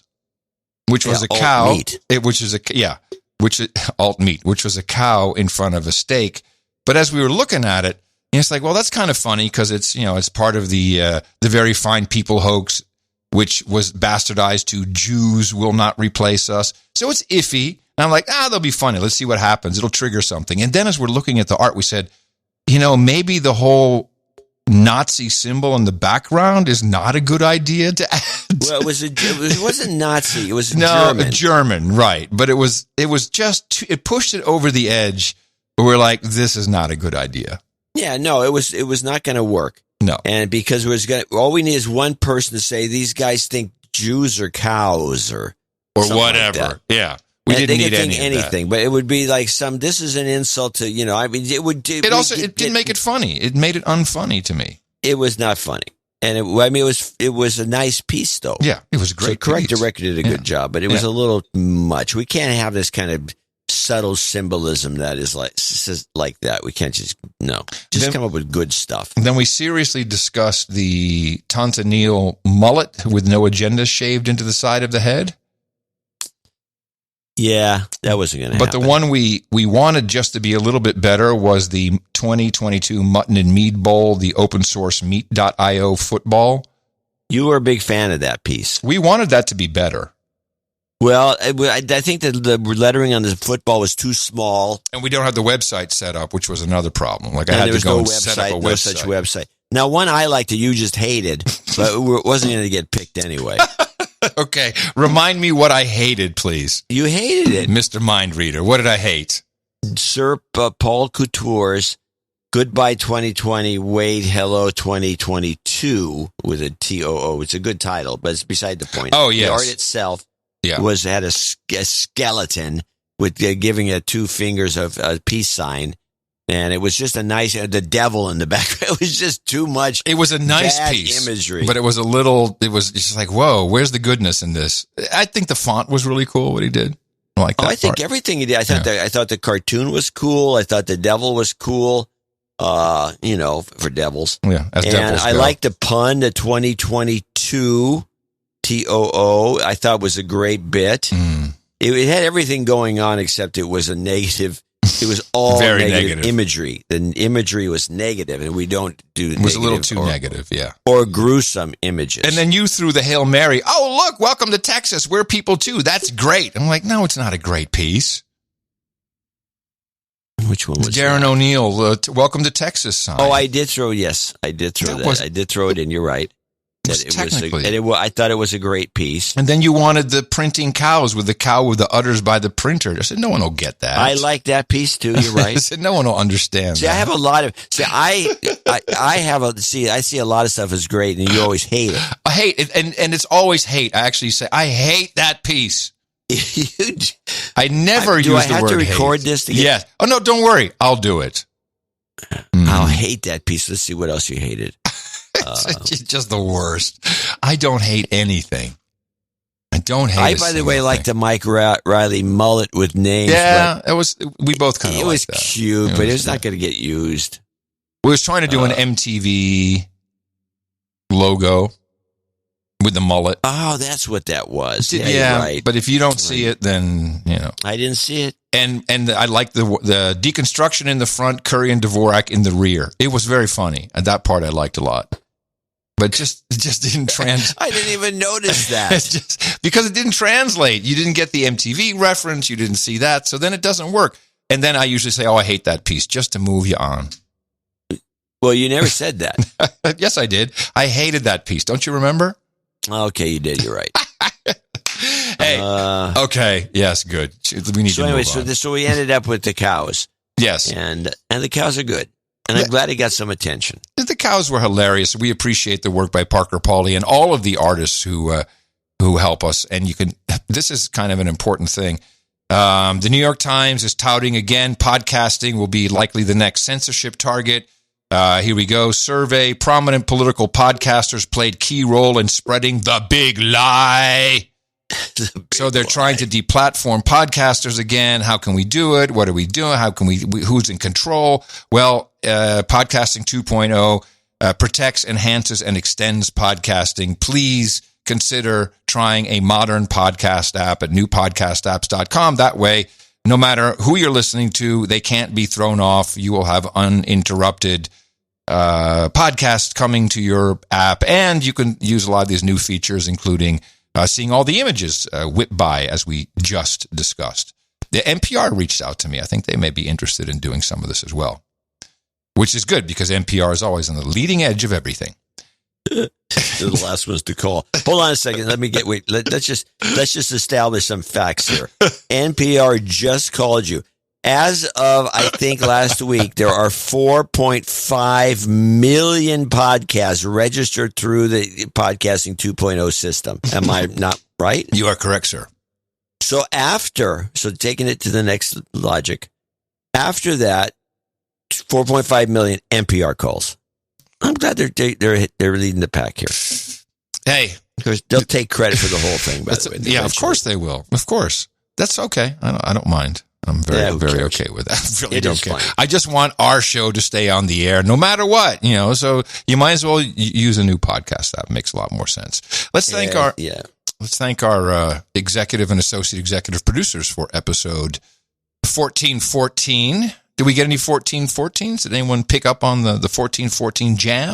No, not the big number. No, I didn't expect that to happen. Yeah. What do we have? Oh, I'm sorry. I thought you I'll start. Started. Yeah, I'll start. Oh, well, check this out. I was stumbling around looking for a note. Sir Macanudo de la Paz and Dame Sparkler come in together with a 202202 donation. Which, by the way, should be the donation of the month. And because it's going to come up later in the month, too. But $2,022.02 is this absolutely fantastic donation in February. It's, as they say, it's our 1622 donation. For anonymity, we use our knight and dame names. Yes, of course, we did that. A year ago, we canceled our hotel and flight reservations to D.C. Hypothetical question. That means you don't have to answer it. If an oil field worker and photographer from New Mexico knew it would turn into a shit show, then why didn't the commander-in-chief? If you don't like the question, just read no jingles, no karma. Who says he didn't know? Do you have a different take on that? Well, he said, if an oil field worker and a photographer from New Mexico, that would be them, canceled their flight for January 6th, knowing it would turn into a shit show, why did the commander-in-chief not know this? To which I say, who says he didn't know? I'm sure he did. I'm sure he knew it was going to be a shit show. I don't know if he expected this, but a shit show, yeah, of course. No. But anyway. I got some January 6th clips coming up. So we'll see if we can answer that for you. Thank you very much, Sir Macanudo de la Paz and Dame Sparkler. No jingles, no karma. It's hard. I want to give you karma, but I won't. Thank you for your courage. Mike Newman or Neumann, one of the two. We go with Neumann. It's much more professional sounding. Neumann microphone, yes. Michael Neumann. Jawohl. And he came in with 41414, which is similar to the 1414. So it's close. I think this counts. Donation of 41414 is to humbly submit episode 1414 as the Charlie Hustle episode. Oh. It might not be pretty, but Gitmo Nation is getting it done. Charlie Hustle, wasn't that Pete Rose? Yes, he sent in a copy of that baseball card. It's sliding head first into 2022. That's what he used to be, one of the first head first sliders when he stole a base. Is that a valuable card that he has? It could be. Mm-hmm. Is it his rookie card? I think it is. Well, if he's got the rookie card from 1970, is it from 1970? Does that make sense? I don't remember my years, but it could be. If it's true, it's probably worth something. Probably a few $100, maybe $1,000s. Woo! Make it into an NFT, man. Looking forward. Well, he gave us 14. Looking forward to meeting more Central Texas producers at meetups this year after my 11-month and counting new home build after it's complete. Hopefully, I'll still have my jab-free job, but that's still to be determined. Thank you for the relentless sharp media deconstruction. We cannot give up. We must not give up. Keep the faith. Gitmo Nation. Jingles. Arnold, screw your freedom. No. Resist we much. And WTC7 won't go away as the Powerball. Karma, Karma, he wants gonna need some jobs, goat karma. Okay. All right, Mike Newman, thank you very much. The Charlie Hustle, so noted. There is a Central Texas meetup on the 15th you might want to attend. It's at the shooting range. Screw your freedom. No. But resist we much. We must and we will much about that be committed. WTC7 won't go away. Jobs, jobs, jobs, and jobs. Let's vote for jobs. You've got karma. Okay, let's see. Next on the list, we have Jason Oram from Dillsburg, Pennsylvania, 333.80. He sent in a note. Here's a page from it. Oh, yes. I hope you enjoyed the T-shirts, he says. Please tell the producers they can get 13.33% off any of the T-shirts on thegreatretees.com, thegreatretees.com, by entering the code ITM. This was a product that started at the beginning of this COVID hysteria. Started listening to your show after hearing Adam on the Joe Rogan podcast. Haven't missed an episode since. Recently, I received a check from the IRS for $9,333.80 for tax overpayment and knew it was a sign to send my second installment towards my knighthood to the best podcast in the universe. Heck yeah. Thank you for your courage. We love it. We love those kinds of free money happenstances. And then he wants a Bitcoin reverend, and that's true with a goat karma. They're saying that all hell is going to break loose and you're going to need a Bitcoin. That's true. So what's this? Hold on. Karma. The Great Retease. The I got my T-shirt. Did you get it? Yeah, you like it? Yeah, it's great. Is it the communism one where you don't have to think for yourself? Communism. I went to the P.O. box. Holy crap. It was filled with cards and gifts, and I got my maple syrup, and I got the head I have to send back, and I got the eatables coffee. In a box? Yeah, head in a box. The eatables, or eatable as the company's called. I got all that. Just all kinds of cool shit. Thank you all very much. Too much to mention, really. But was it a fleshless skull or a chocolate head? It's the big head with the printed head that you got one too. We had to sign and send back. Remember? Oh! I signed mine and sent it back. Yeah, so I just got mine. TheGreatRetease.com. Yes, give it a look. The Great Retease. Britton, Britton is the first name. I'm assuming. Sprouse, not spouse. In Montgomery, Louisiana, 333.33. Sup, homies. Mind if I step inside your de-douching machine? Why, sure. You've been de-douched. Yeah, you're still dripping.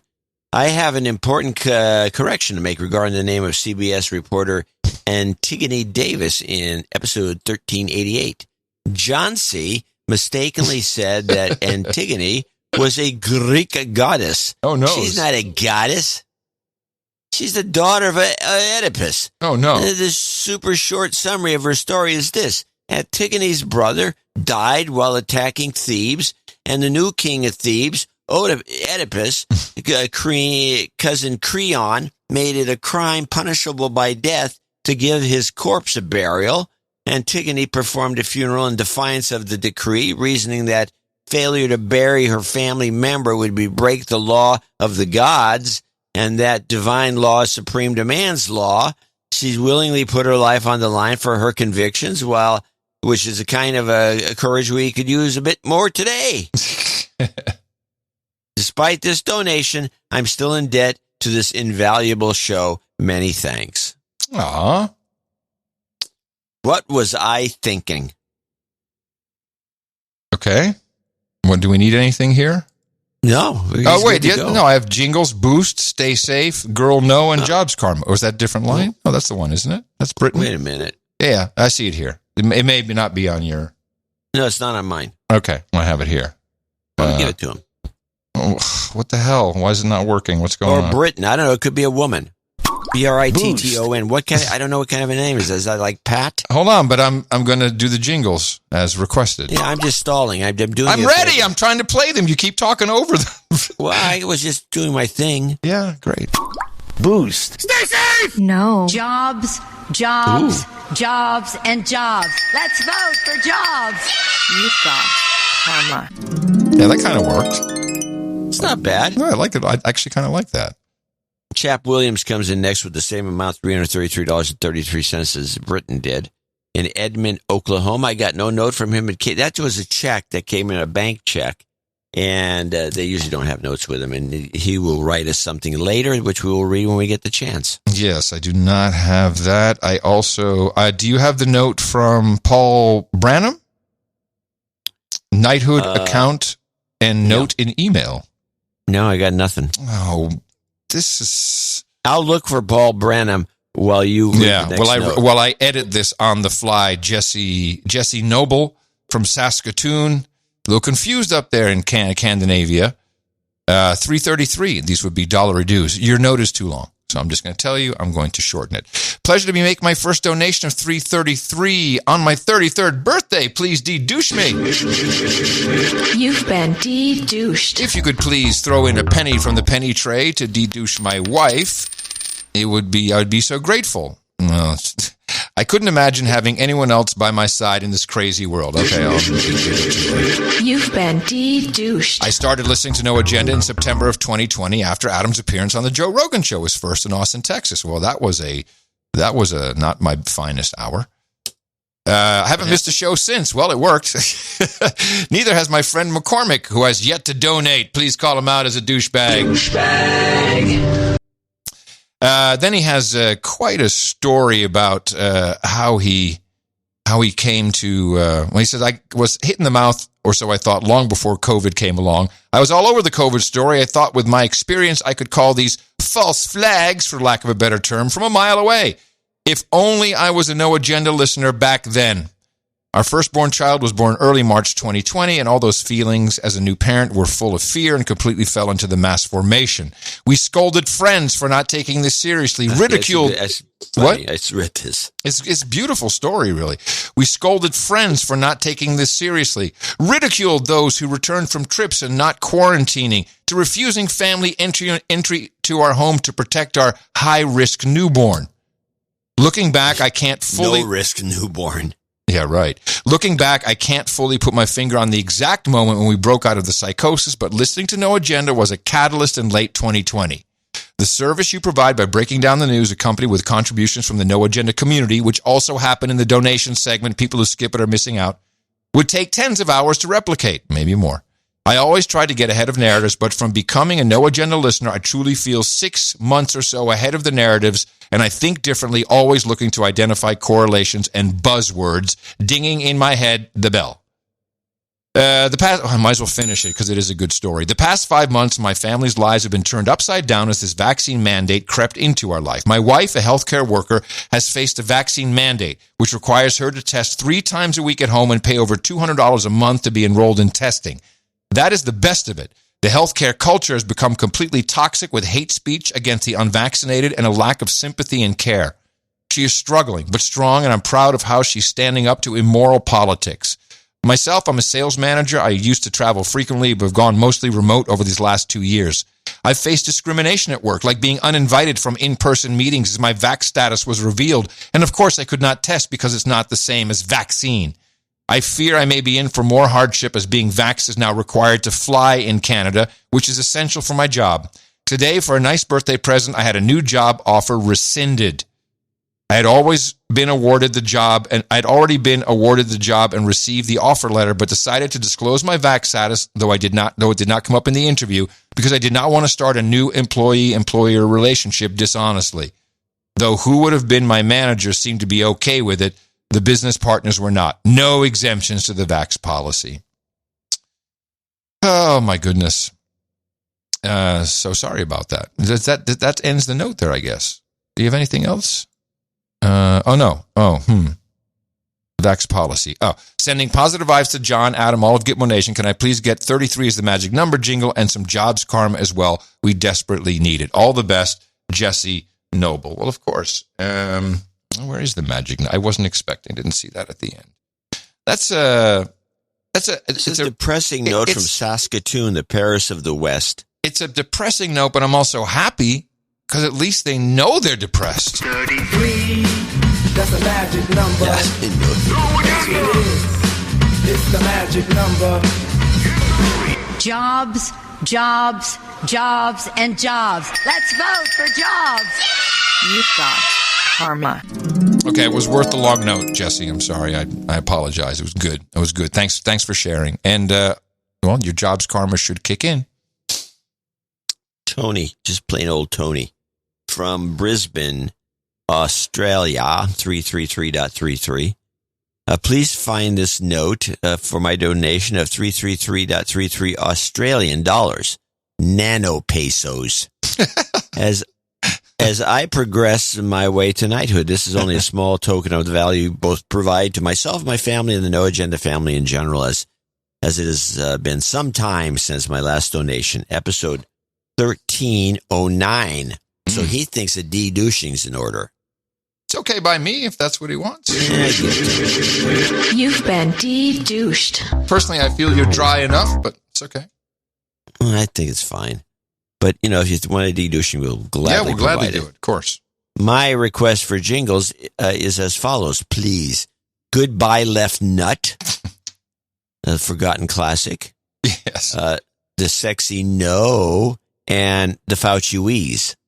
This will be interesting. And the ever faithful WTC7 won't go away.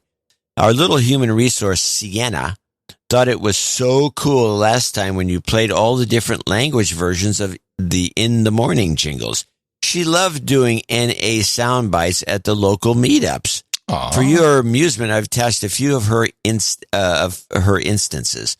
You have my permission to include these in your jingle library if suitable. Finally, my birthday is on the January 6th, which falls on show day and the anniversary. So please add me to the birthday list. Keep up the good work, and I hope you both never find your exit strategy.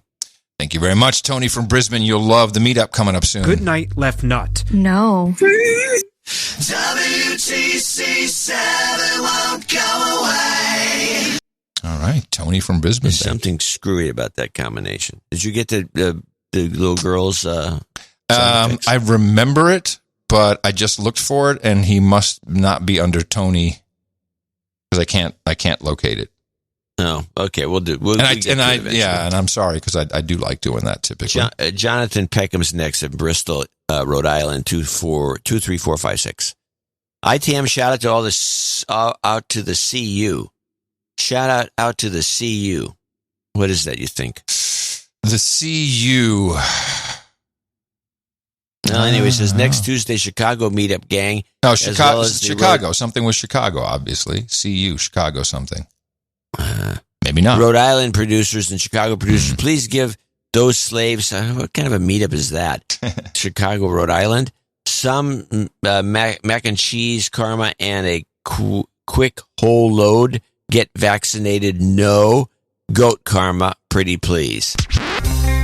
You slaves can get used to mac and cheese, cheap macaroni and cheap cheddar melted together. Mac and cheese, mac and cheese, mac and cheese, mac and cheese. Hey, everybody. I'm going to give you the whole load today. Get vaccinated. No. You've got karma. We have Nestor Molina from Walker, Michigan. 222.22. In the morning, gentlemen, please accept my value for value donation for a great 2022. And please be so kind as to de-douche me. You've been de-douched. Thank you for the sanity you bring to your analysis and keeping amygdala healthy all over the world. No jingles, please, but I have a request for entrepreneur karma and would like it if you give me a plug for my new venture of great gourmet coffee, which you can find at Molina's Select. It's organic Salvadorian bourbon coffee. That's his first taste. It's Molina's, Molinas SELECT, Molina's Select. And of course, producers who enter the coupon No Agenda and orders from that page get $5 additional dollars off the sale price. It's already on sale, and you get $5 off just by using No Agenda. Sorry, I'm still figuring out coupons on Amazon, so the only promotion there is $5 off regular price. Thank you for your support. Please provide me both with your addresses to send you a sample of this amazing smooth coffee. Happy new 2022 future night, Nestor of the Salvadorian Peninsula. Is he in, he's originally from El Salvador. Yeah. And he's very excited about President Bukele from El Salvador instituting Bitcoin as legal tender and raising $1 billion in a volcano Bitcoin bond. Me too. I can't wait to see how it goes. Baronet Sir Psychopath in Charlotte, North Carolina. He says, quack, quack, quack. I'm looking at you, Dr. Fauci. Row of ducks. Yes. John and Adam, thank you for your courage. I'm donating to celebrate my 40th birthday, which is on a show day. Baronet Sir Psychopath. Beautiful. Charlotte, North Carolina. And with the same quack, quack, quack, row of ducks, 222.22 from Drayton Valley, Alberta, Canada, Baroness Monica. John and Adam, I'd like to request health karma for Pam, Clint, Marcia, Lance, and Stephen. Strange times we're living in. Keep up the great work and keeping our amygdala small. Thank you from Baroness Monica. Well, of course we have that for the health. You've got karma. Sir Charles of the coin-operated laundromat, 222.22, another row of ducks, a third. Jingles, get vaccinated? No. Come on, man. And the French Bulldog karma. Dear John and Adam, thank you for the sanity and consistently great product. My donation, 22222 row of ducks, is all twos in honor of my second human resource who will be joining this crazy world in May. My beautiful wife, Dame Courtney of the I couldn't be happier to welcome our second daughter this year. Speaking of Dame Courtney, please add her to the birthday list. Okay, I think she's on it. We celebrated her birthday on January 5th. Also, please add Kyle R. Oops, I don't know if he's none of these people are on. Hold on a second. Yeah, you can keep reading, and I'll. Also, please add Kyle, not Rittenhouse, to the birthday list. He was January 2nd. Finally, our family will be traveling to Hawaii later this month. That's what they always say. I have not accepted the vaccine into my life, and therefore will need to take a COVID test 72 hours before departure and upload a negative test result to a Hawaii.gov portal before departure in order to enjoy my vacation. Otherwise, I have to self-isolate for the entire trip. I'm already feeling the anxiety. Can I have some travel karma for myself and the baby growing karma for Dame Courtney? Yes, of course. Of course. Of course. Thank you for your courage. You've got karma. Baby growing karma. JT is in Houston, Texas, and sends 21414. There you go. Greetings from Texas. 14 is my favorite number, so it was a no-brainer to donate to the best podcast in the universe on episode 1414. Me and my smoking hot wife just celebrated our 8th wedding anniversary on 1/4, and they never had a fight. We also received our son's basketball uniform on 1/4, and his randomly assigned number was 14. My wife is a contractor and leaving NASA after 21 years of service to pursuing teaching at our son's school. I'm so proud of her and support her 100%. I love her with all my heart. I'm still hanging on to my NASA contractor job for now. As all vaccine mandates have been put on hold, I would like to defer my karma to all of the Supreme Court justices so it will be in place before Friday's vaccine mandate case. Even though this case is not specifically for federal contractors, I don't want to see the COVID vaccine mandates for anyone. Can I please get a Biden, get vaccinated, no jingle, followed by Reverend Manning's whoop 'em with the Constitution, and if possible, throw in, hold on a second. Did I miss something? Did I miss all the, I'd missed Charles's jingles, did I not? I did. I'm sorry. The ones, the vaccine, no? Come on, I'm really sorry about that. Yeah, let me just go back and do that real quick for them. Sir Charles of the coin-operated laundromat, this is for you. I screwed it up. No. Come on, man. You've got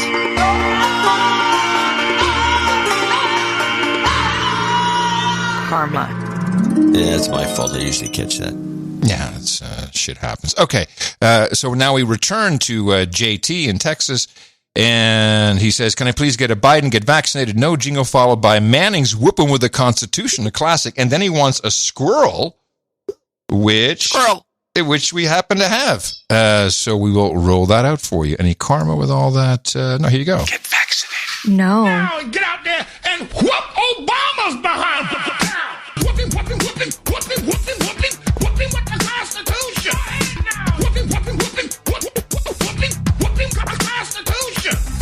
Whooping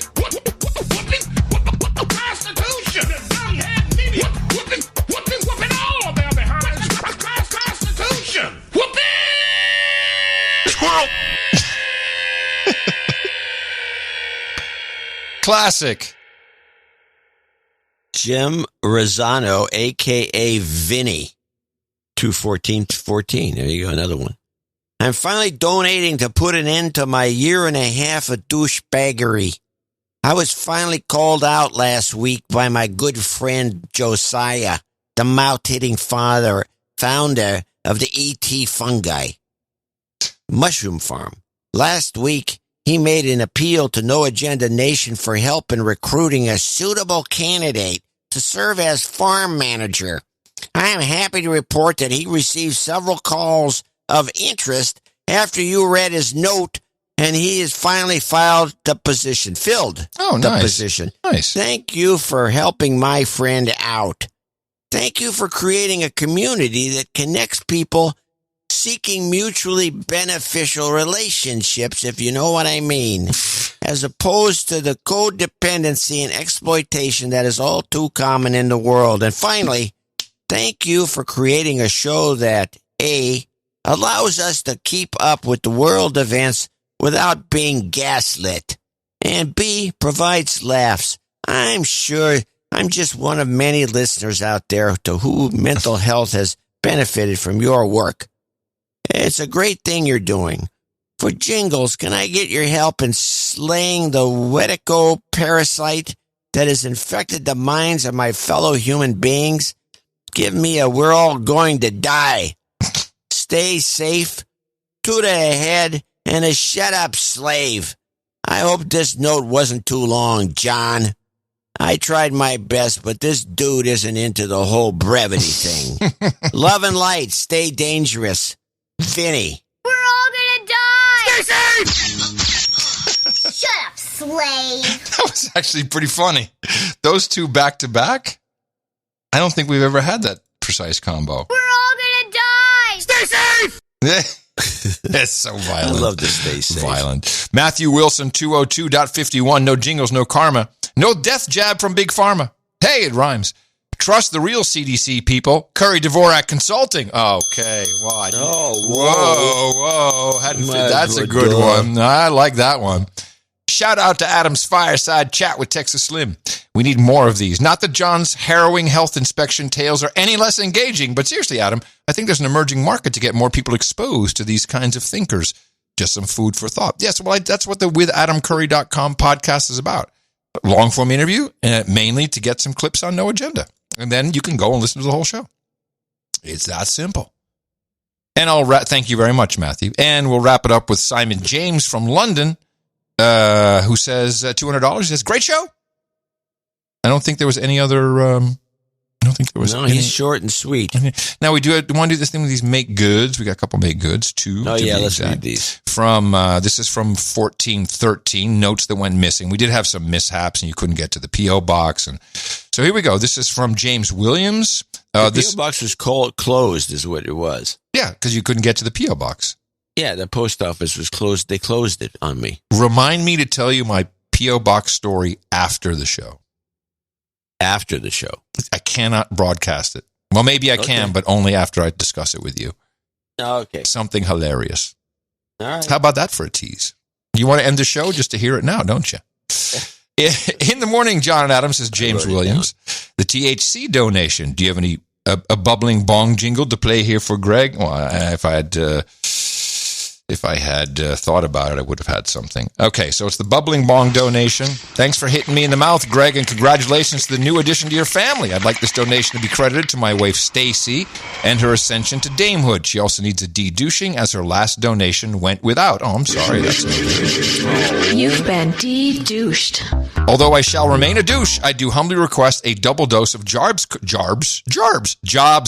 You want some Jarbs Karma? I got some Jarbs. So that means I'll give you the Jobs Karma. A double dose of Jarbs equals Jobs. I am making a career change from the railroad industry into cybersecurity. Would love any help I can get. I'd like to make one last request. A New Year's Goat Karma. Casey Wasey's fave for all the members of the No Agenda family. Thank you both. And all the producers for keeping No Agenda alive and well. Lonesome of the Lone Star State, San Antonio, Texas. Thank you very much. And a reminder, noagendacareers.com has helped some people. There have been inquiries. We don't promote it enough. Noagendacareers.com. And, of course, No Agenda Social is a great place to hang out and meet other people where that might take place. Jobs. You've got karma. And then finally, from Sir JD, also he did 333.22 for the previous episode, 1413. Happy New Year in the morning, gents. Here's hoping that 2022 goes better for all of us. Thank you for your courage and keep up the great work. I promise a meetup report soon for the December Silicon Valley meetup, where several nights, one dame and others met in a smoky back room of a private cigar lounge in San Jose. We even had one Insta-night who donated during the meetup. Due to PayPal's problems on mobile, it looks like you missed the ceremony for the future Black Knight Sir Salmon. The note and emails also didn't get a text box on PayPal tonight. Anyways, Black Knights, by the way, are determined by the fact that we screwed up, not the other side. Not PayPal. So it's not going to be a Black Knight. But I'm pretty sure we did Sir Salmon, didn't we? Well, I remember a salmon. I remember Sir Salmon.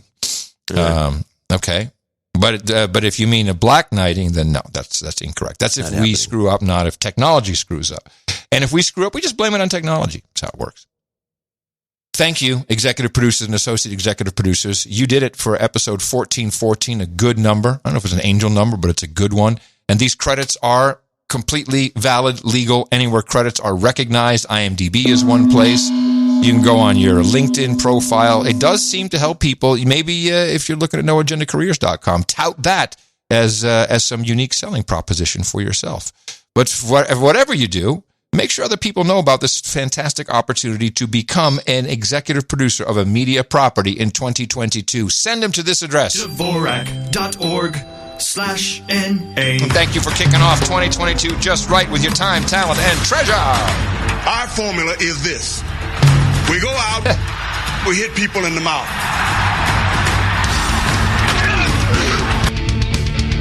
Order. Shut up, slave. Shut up, slave. Squirrel. Kind of sounded nice, that drum in the middle of the ending jingle there. Oh, that was this sound. It was the drum. I got the drum, and then you put your thumb on it. It works.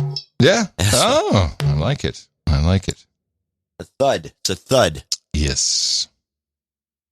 Okay. January 6th, since today is, as predicted, the anniversary. It's the anniversary. Oh, it's the anniversary. Anniversary. Good Thursday morning, everyone. We begin with the somber ceremonies planned today to mark 1 year since the attack on the U.S. Capitol. President Biden will address the nation just after 9 a.m. Eastern, and then at noon, a moment of silence will be held at the Capitol. The images of that dark day 1 year ago are ingrained in the memories of most Americans, but how history judges that day remains to be seen, with investigations ongoing and Americans largely divided over who should be held accountable. Shameful what they're doing. Tina ran in here this morning at like 8 o'clock. You won't believe what they're doing. Harris and Biden, oh my God, they're doing like a 9/11 memorial style thing. We're reading out the names of the dead. Ashley Babbitt.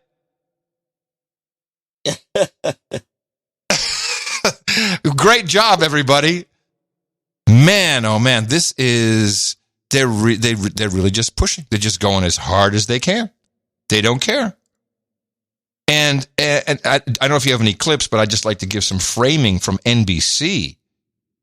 Yeah, I've got a couple clips. I might be good for I only have two. Well, this may be. Oh yeah, you know what? Yeah, I'll hold off on this. Give me what you got. If you got real backgrounders, that's better. This goes. Well, there's a couple. Here's the guy. Here's the Coof talk on Democracy Now! Because she likes that dramatizing. Oh, Coof talk. Yes. Trump trade advisor Peter Navarro was interviewed on MSNBC Tuesday by Ari Melber. Navarro outlined his support last year for what he called the Green Bay Sweep, the plan to overturn the election results in 6 states. Yes. We had over 100 congressmen and senators on Capitol Hill ready to implement the sweep. The sweep was simply that. We were going to challenge the results of the election in the 6 battleground states. They were Michigan, Pennsylvania, Georgia, Wisconsin, Nevada. Do you realize you are describing a coup? No, I totally reject many of your premises there. So this kind of starts it off, and this takes us back a little bit. So by disputing the results of an election in 6 states, or even 1 state or You're 20 an states. insurrectionist, brother. You're describing a coup. So I guess Al Gore was one of the coup guys back in the year 2000. Okay, but that was not that was a follow-up clip to something that blew that up. So let's go with the coup, January 6th, trials, NPR. In the years since a mob of Trump supporters stormed the U.S. Capitol, the FBI has arrested more than 700 people for their alleged roles in the chaos and destruction that day. Attorney General Merrick Garland said in his speech today that the Justice Department is moving at, quote, record speed and scale to hold people responsible for the attack. And that work continues. Investigative correspondent Tom Dreisbach has been tracking all of these cases along with a team here at NPR. Tom joins us now. Hi, Tom. Hey. All right, so can you just give us a sense of where the criminal investigation stands at this point? Right. The FBI calls the Capitol riot an act of domestic terrorism, and it's the Bureau's most sweeping investigation in its history. As you said, they've arrested more than 700 people, and they continue to make arrests, it feels like, almost every day. The charges so far range from people who are accused of entering and walking around the Capitol but not committing violence to more severe charges, people who allegedly use dangerous weapons to assault police. What kind of a charge is entering the Capitol and walking around? I think that is that could maybe be trespassing, but even that's iffy. Okay, you're charged with entering the Capitol and walking around. Oh, I'm sorry, I plead guilty. Yeah, extremist, insurrectionist, violent. All right. Every day. The charges so far range from people who are accused of entering and walking around the Capitol but not committing violence to more severe charges, people who allegedly use dangerous weapons to assault police or even conspired for weeks or months to plan the attack. Today in that speech from Attorney General Merrick Garland, he said something interesting about how investigations like this work. Essentially, he said they start with the low-hanging fruit. We build investigations by laying a foundation. We resolve more straightforward cases first because they provide the evidentiary foundation for more complex cases. Overt actors and the evidence they provide can lead us to others who may also have been involved.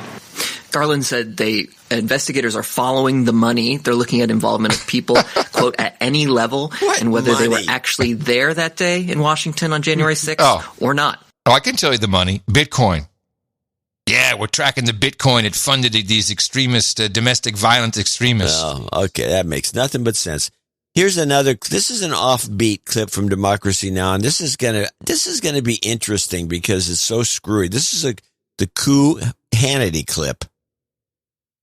The House Select Committee investigating the January 6th insurrection is asking Sean Hannity, the Fox News host and close confidant of Donald Trump, to voluntarily cooperate with its investigation. In a letter, the committee said it believed Hannity had, quote, advanced knowledge regarding President Trump's and his legal team's planning for January 6th, unquote. On Tuesday, the committee released a number of text messages sent by Hannity to White House officials before and after the insurrection. On January 5th, Hannity wrote to White House Chief of Staff Mark Meadows saying he was, quote, very worried about the next 48 hours, unquote. Shortly after the news broke about Hannity's text messages, Donald Trump canceled a news conference he scheduled for Thursday on the first anniversary of the insurrection. That is a disingenuous lie. Mm-hmm. Go for it. The reason that Trump canceled he was going to give a speech today. If today's the 6th, I don't know. Yep. Anniversary. And he was going to give a speech today, and the Republican senior, all the people, the senior members of the party in the Senate specifically, and some Congress people told him not to do it for various reasons. So this, just don't do it. And so he's put the speech off, and he says, "Okay, if you think I shouldn't do it." But can I still give the speech? He said, yeah, give the speech, but give it one of the rallies. So the Saturday rally, he's going to give that same speech. Okay. It's got nothing to do with Hannity in this letter. All they want is they want to make everyone look guilty, bring in as many people as possible. The Lawfare group, that's the highly funded, Democratic donor funded group of lawyers who put together the whole Trump No, they're the ones who keep signing. 10,000 lawyers signed a document. Well, they actually created the whole strategy for impeachment, and they've done most of the legal stuff against Trump. They have a podcast. Now, I would never have even thought to listen to this. The clip custodian earned his chops today, and he clipped a minute of the strategy that is going to be used to convict these people, and it's not what you expect. I've been surprised because it's such a novel legal argument to see that prosecutors are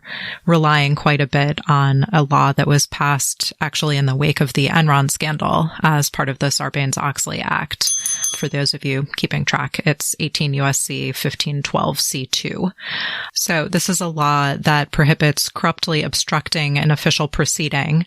In the original context, it was contemplated mostly with regard to criminal proceedings. It was passed in response to Enron's burning of incriminating financial documents that could have been used in the criminal proceedings.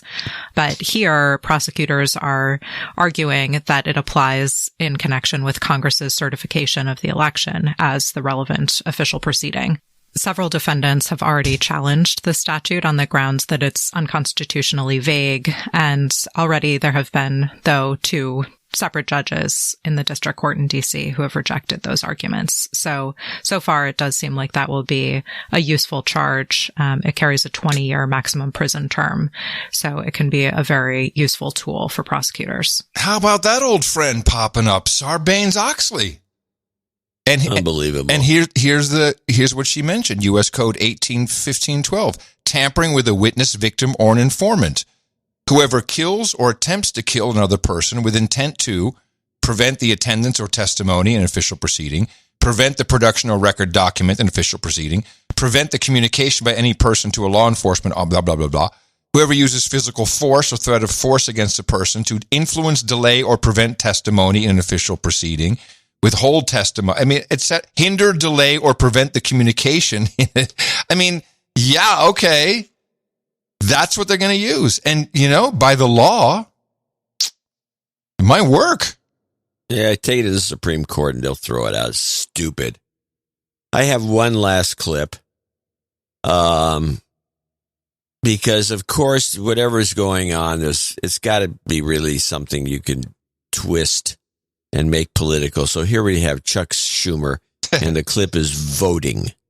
Oh, yeah. Yeah, of course. On Capitol Hill, Senate Majority Leader Chuck Schumer vowed Tuesday to proceed with a vote to change the filibuster rule to prevent Republicans from blocking new voting rights legislation. Schumer spoke on the floor of the Senate. There is no better way to heal the damage of January 6th than to act so that our constitutional order is preserved for the future. If we do not act to protect our elections, the horrors of January 6th will risk becoming not the exception, but the norm. Great. The stakes could not be higher, so we are going to move forward. Did you hear? Yes, go ahead. Did you hear Amy's little? Yes, that was her? That was her? That little great. Oh, that was Amy? It's here. I have it. I have a little sub clip, and I boosted it a little bit. This is the voting and Schumer ISO Amy. But the norm. Great. She may have been talking to the control room, but it's still funny. Great. Yeah, that's great. So how does that work? I mean, I understand basically the filibuster rules is for certain types of votes in the Senate, they have to have a majority of, was it 60 votes instead of the 51? How is the voting to remove the filibuster or change the rules, is that a straight up and down 50-50 vote? How does that work? No. That has to go through the 60. The same process, the same plus 10 or whatever? Yeah. Well, how is that going to happen? I don't think it's going to get even past the 50 because Manchin's already said he's not going to vote for it. He thinks it's a bad idea because what happens when the other party gets in and they just run rampant over everything. And it's likely Republicans may have some kind of advantage in this election season. Jeez. Well, the problem is and it's, you hear, it's McCarthyism. That's kind of like for years we talked about cultural Marxism and it was a big joke and fine until it happened with wokeness. and it really happened in schools. And now we have this McCarthyism, which is trying to rout out Americans in the 60s, 70s.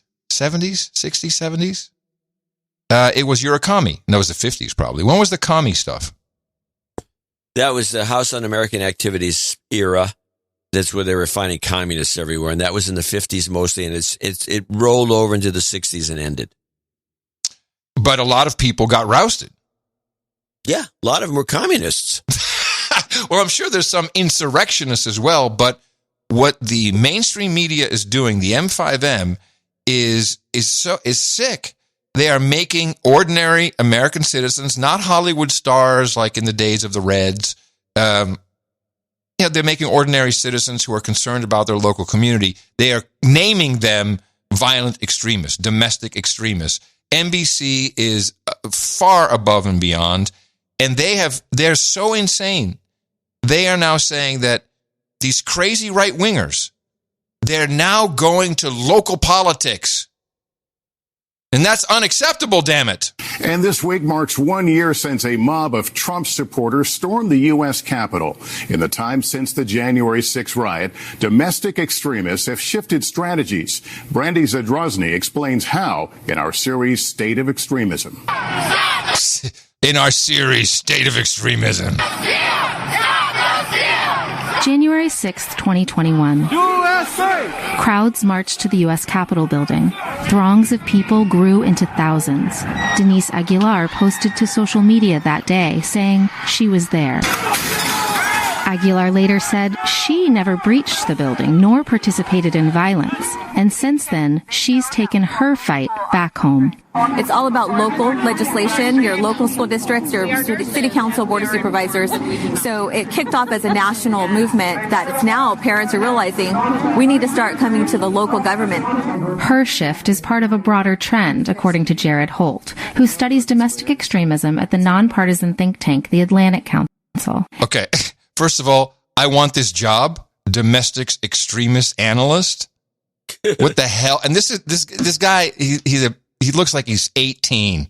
A very young kid. Her shift is part of a broader trend, according to Jared Holt, who studies domestic extremism at the nonpartisan think tank, the Atlantic Council. In a new report, Holt says that following backlash and hundreds of arrests connected to the attack on the Capitol, far-right activists have shifted their focus from national politics to local. A lot of the adaptations that we've seen came in the form of kind of decentralizing these national movements. What are these extremists all talking about at the local level? What is the content? Extremists! Wait, just so you know, what are these extremists talking about at the local level? These extremists.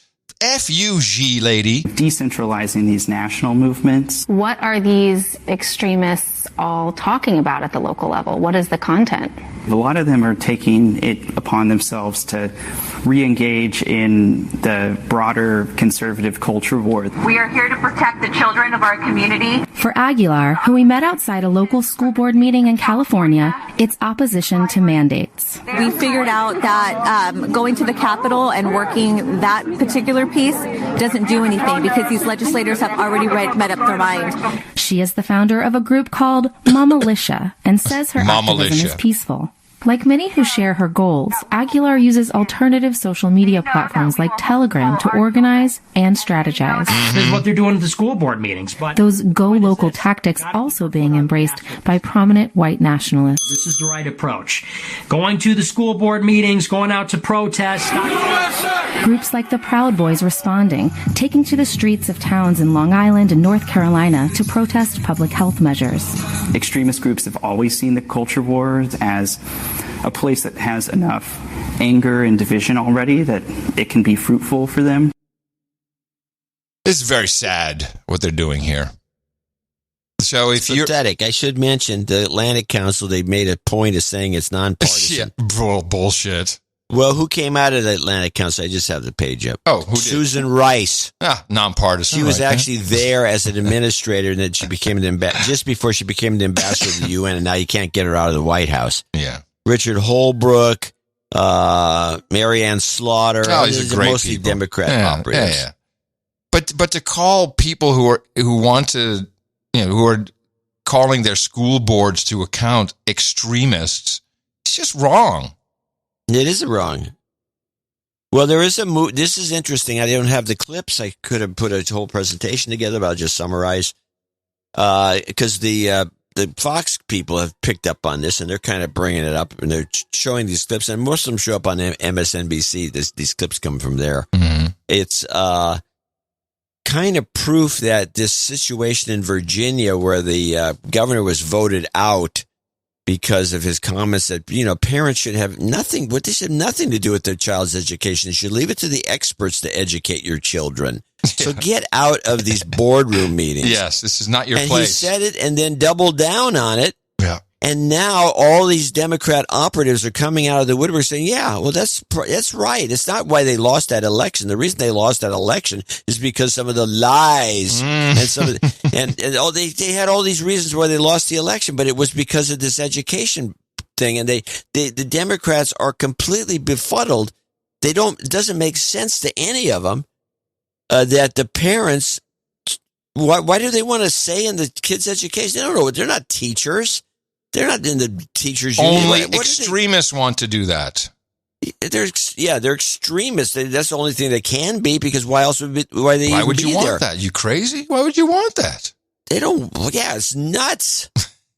So they're doubling down on this, and they're all in on it. Yeah. And every one of them, they're just completely blinded. They don't think it's possible that parents want to have some say in their child's education. That's why, by the way, cameras should be in school. Yeah, I'm kind of with you on that. Put them in. Put the cameras in. Yep. If it's good enough for the children, you can teach them some crazy stuff. Let the parents see what it is. They might learn something.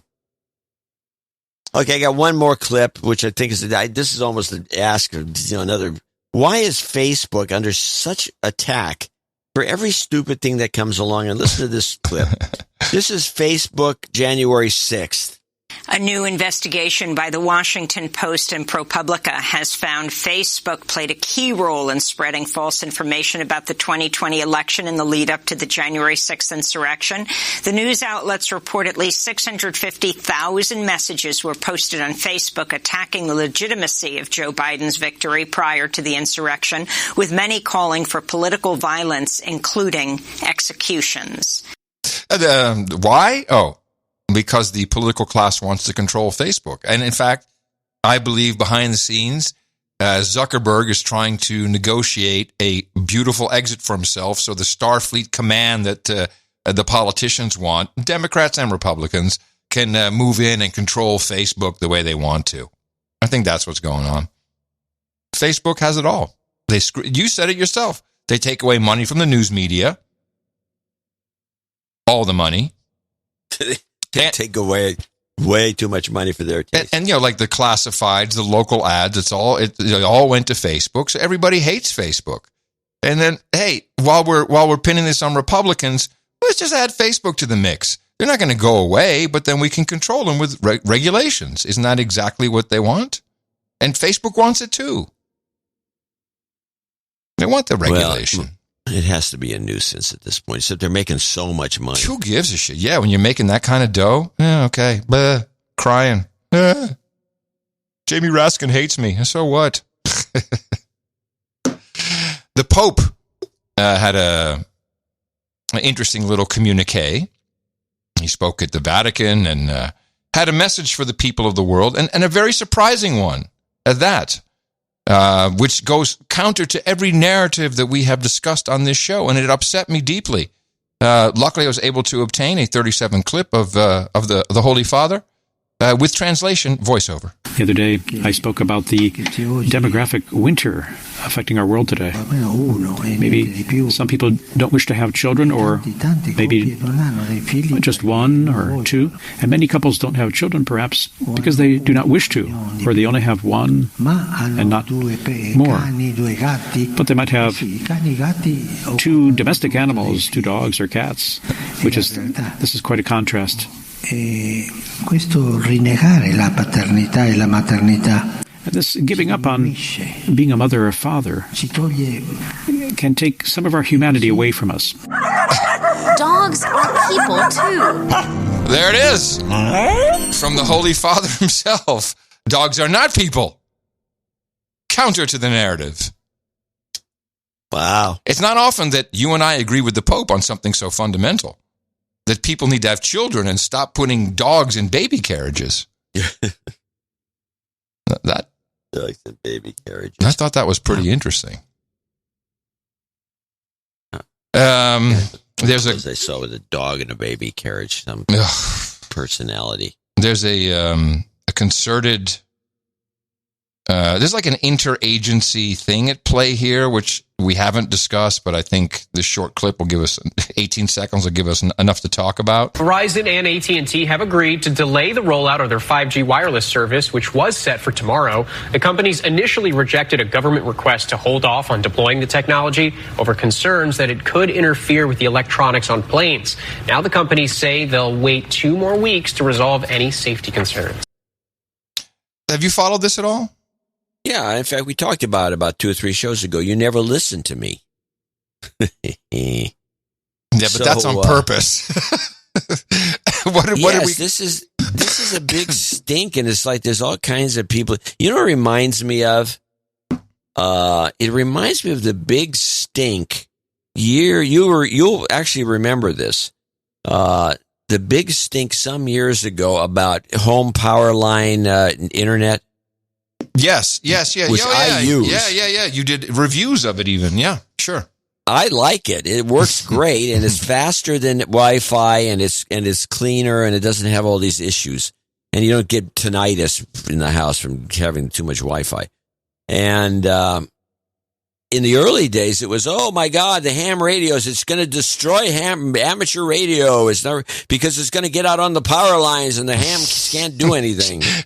Remember that? Well, yeah, there's something there. It does create a lot of RF noise for sure, but not to the degree. Lines, yeah, not to the degree we were promised, or no, not quite. Not at all. No, I have one of those in the house. It works fine. Oh, did you get your Bitcoin miner?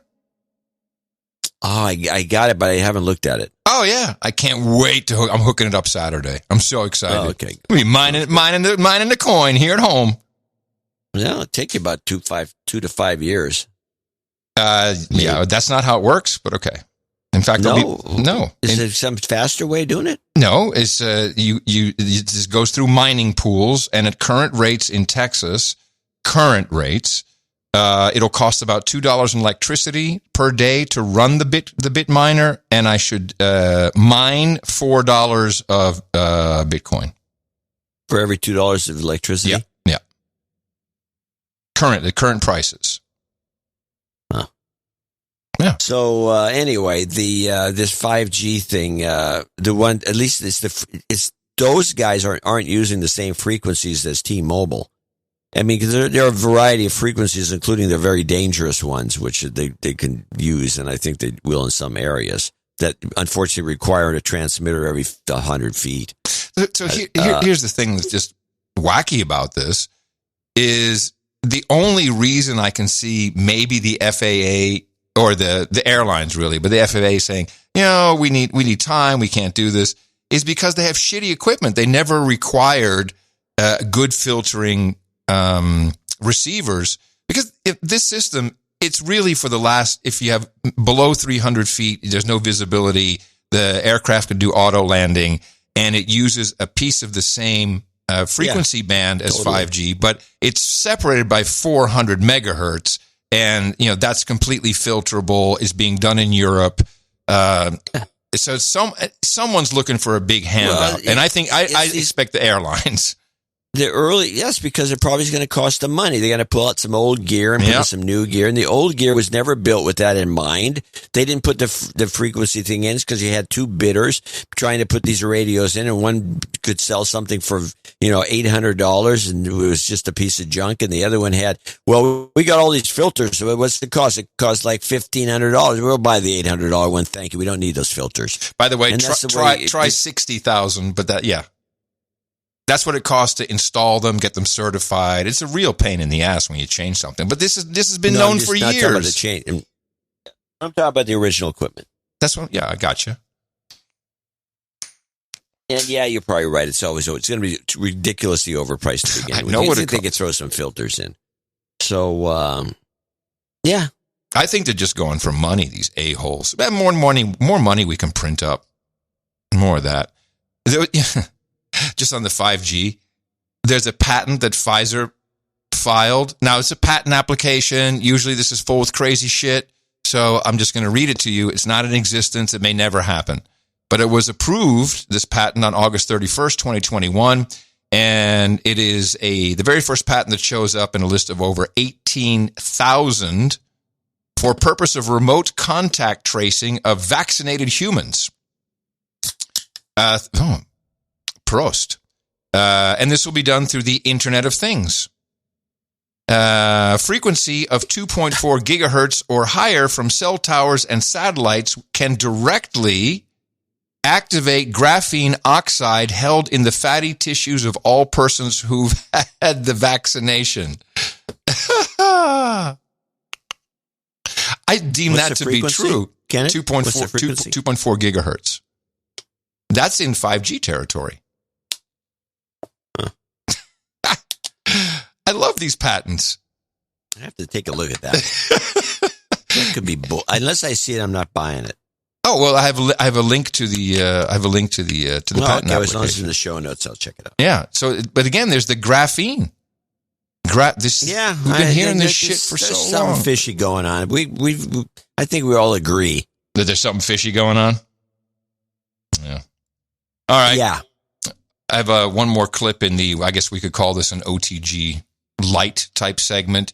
This is one of these things where I'm like, hilarious. I love it when technology works against people. This is one of the best things. Sorry for people who got duped in Austin, but hey, I don't live there anymore. QR code stickers discovered on nearly 30 Austin parking pay stations this weekend. They place those stickers on the pay station in a location that appeared to be legitimate. Illegitimate because Austin parking doesn't use QR codes, taking payment only through an app, coins, and card. We've talked to industry professionals who have warned us about using QR codes, and that's why we do not utilize QR codes on our infrastructure at all. Jason Redfern of the Austin Transportation Department says the stickers were part of a scam, directing users to this fraudulent website. It pretends that it's something that it's not, and asks you for like financial information so that you can, in this instance, purchase a parking session. Redfern says the city of Austin was notified of a QR code scam by the city of San Antonio in late December, putting Austin city staff on alert. I love this. So I'm in awe of the idea, and I'll tell you why after you're done. Go for it. Well, first of all, the way these scammers had to operate before, as you remember, just to get any kind of data, they had to put these pre-scanners, these devices on top of a thing where you stick your credit card in. You know, this happened to me once in Los Angeles. I got my card. Oh yeah, they had a false front on it. Yeah, and it was like, okay, well they got all my money back. It was just some guy and he ended up buying a bunch of tennis shoes and tacos, and pretty much. It was true. I mean, it's because I saw the charges. Yeah, tank of gas and some sneakers. The idea of putting a QR, because they do this in Berkeley, they have, and in San Francisco, pay by phone on these smart meters. Mm-hmm. I mean, these meters cost a fortune, and they don't even work half the time. But they work most of the time. But but anyway, this pay by, and they got a number you can call it, or you can scan something, and you can pay by phone. I just think they just hell with it. Put your own sticker on there, pay by phone, and then it goes to some site, and then it just gets your credit card number. Perfect way to do it. And then tells you how much time you have on the meter. Yeah. That you put the meter number down. They got all your information. They made the charge, and your meter never gets updated. It's terrific because it's so simple. It's just a stupid sticker. I mean, it's dynamite idea. Now I appreciate criminals at this level. So let's take this to its logical conclusion. What if we had a sheet of stickers that we could distribute to people that had a QR code on it that you might put over other things that have QR codes, like those damn scooters, anything that has a QR code, stick a QR code on it, guess where it goes? Hello, No Agenda Show. Come on, man. Come on. Make more people angry. I got my little scooter, and I'm going to pay for the scooter, and I get the No Agenda. Okay. I got a better idea. Okay. You scan it. You scan the bogus QR code. Takes you right to Scott Adams. I'm going to show my support by donating to No Agenda. Imagine all the people who could do that. Oh, yeah, that'd be fab. Yeah, on No Agenda in the morning. Now, there used to be an old trick during the political days where you take bumper stickers of the opponent and stick them on people's windshields. Yeah. Oh, wow. Oh, that's horrible. That would so it's the stick same bad. kind of thing. So you'd have the sticker going to like whoever's running against, Yeah. Ron DeSantis. In other words, it would be Hillary. That's a horrible thing to do. It is. Oh, man. We have a few people to thank for show 1414, starting with Sir Paul of the Command Line, $162.20. That's followed by Joseph Simons, $162.20, and John Knowles in Murfreesboro, one of the Murfreesboro gang, $162.20. What is this number? It's 162. This is something I offered. It was an offering. This was Hello. the whole extent of the. This is good work, John. What did we do? The whole 3. Forgot what the offer was. Oh, wait. Anyway, onward with it obviously was such a dud. I can't even remember it. Yancey Summer or $141.40. Michael Buren in Michael Buren in Vissingen. Michiel Buren in Vlissingen. Same thing. 123.45. M. Andrew Jones, 111. John Robinet, Sir Robinet, $100. Neil Bottomley in Barnsley, in South Yorkshire, UK, 8008.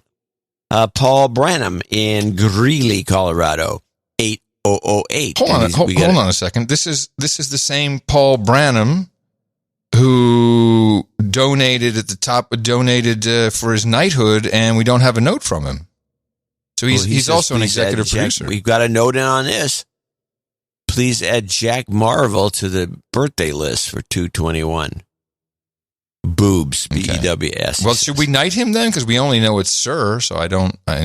Should we wait? Should we hold off on knighting? No, let's put him on the knight list as Sir Branham. Okay, good. You got it. Can change it later.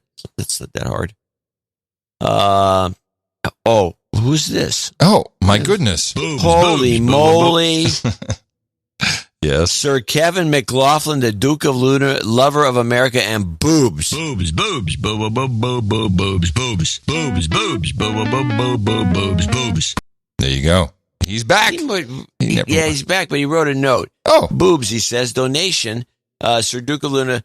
Big, little, lopsided boobs. They all need to be loved. Yes, true. He loves all boobs and America. Yeah, which is good. Wayne Cartini in Torrington, Connecticut, 7421.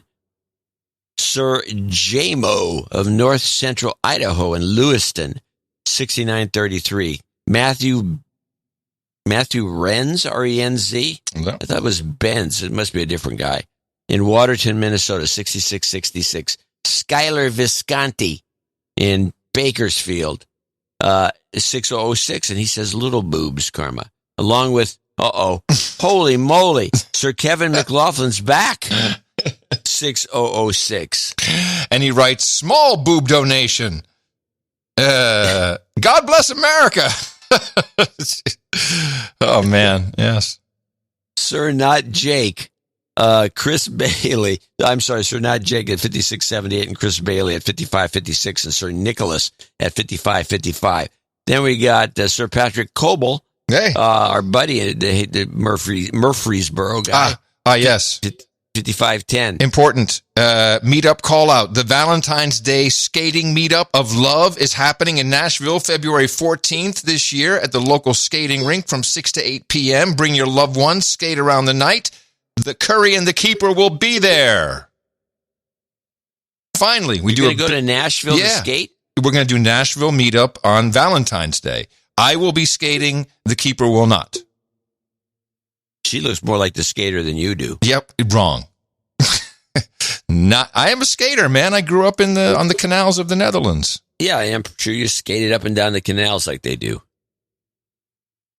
So that's going to be fun. It's going to be a big meetup. It'll be great. Somebody needs to take some videos of this.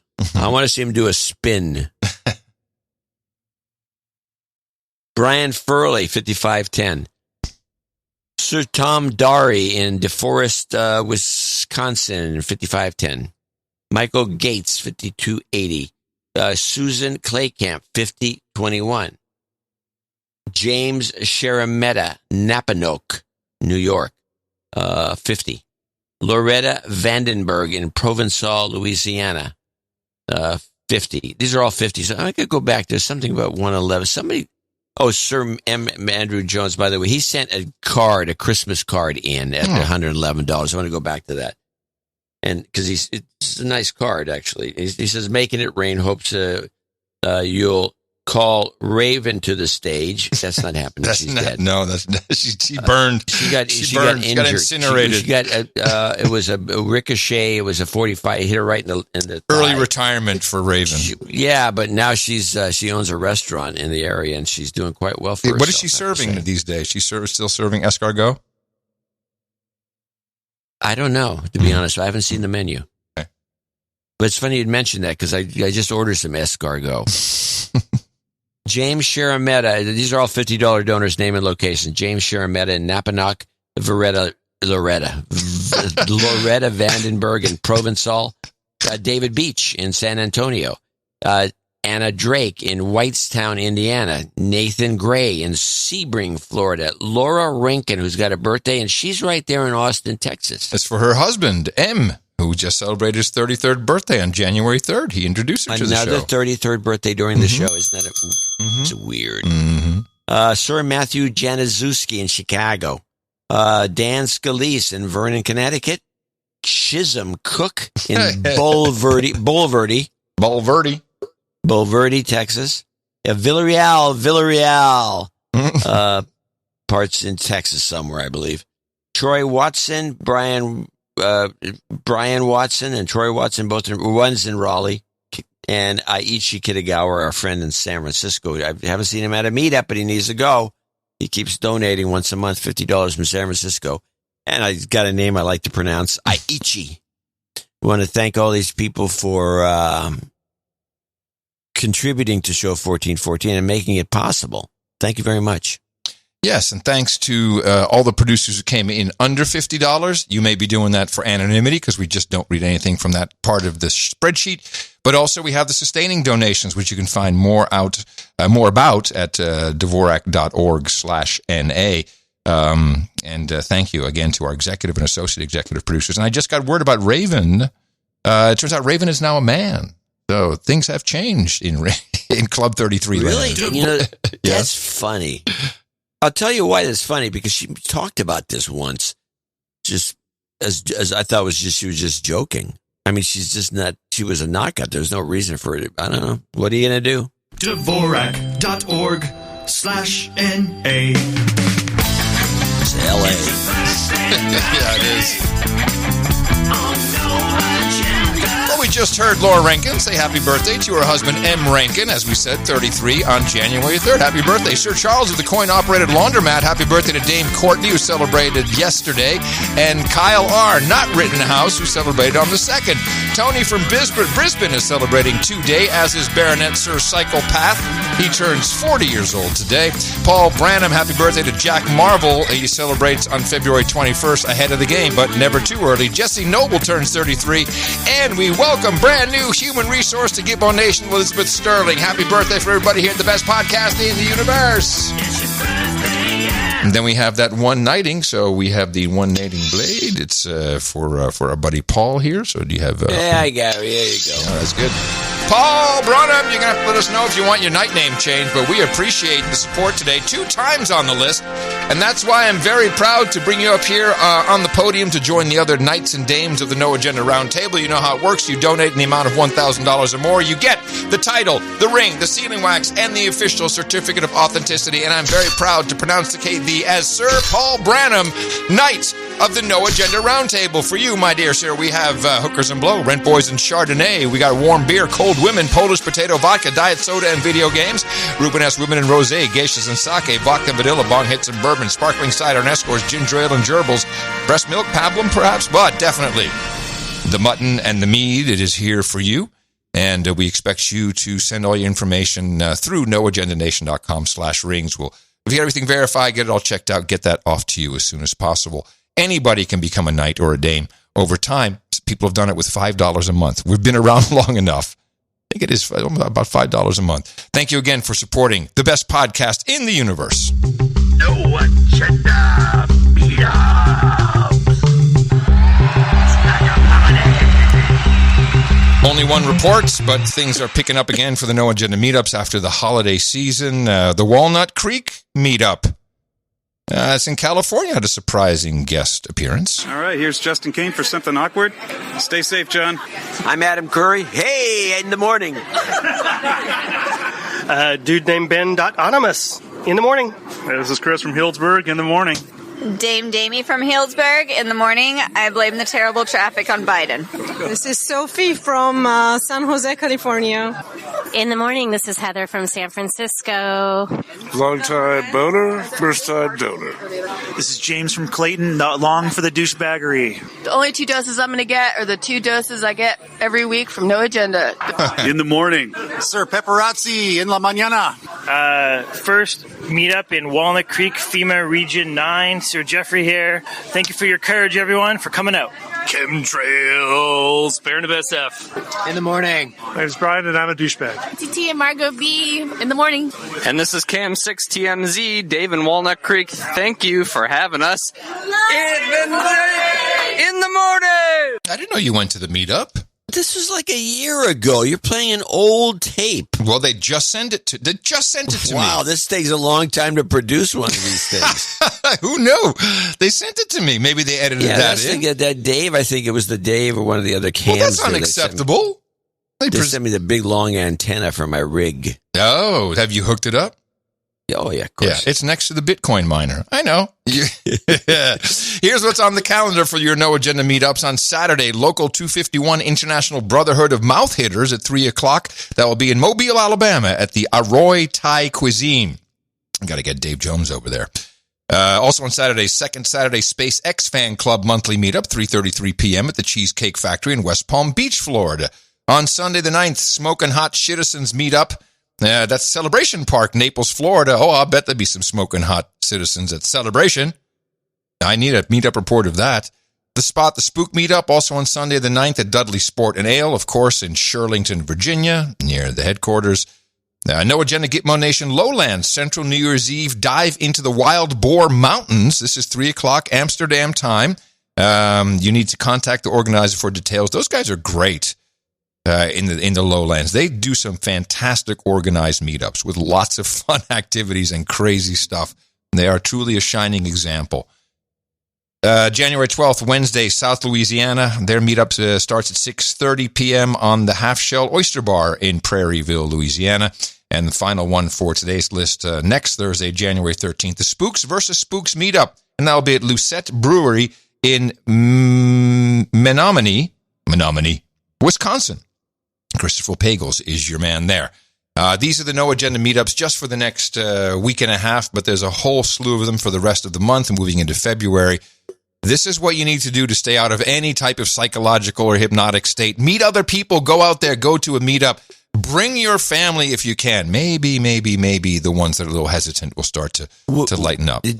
Did you catch the one? I thought there was Roger Roundy had something he was complaining that wasn't getting listed, and Mimi said she was going to do it. And it was the Arlington meetup. Was that listed on there?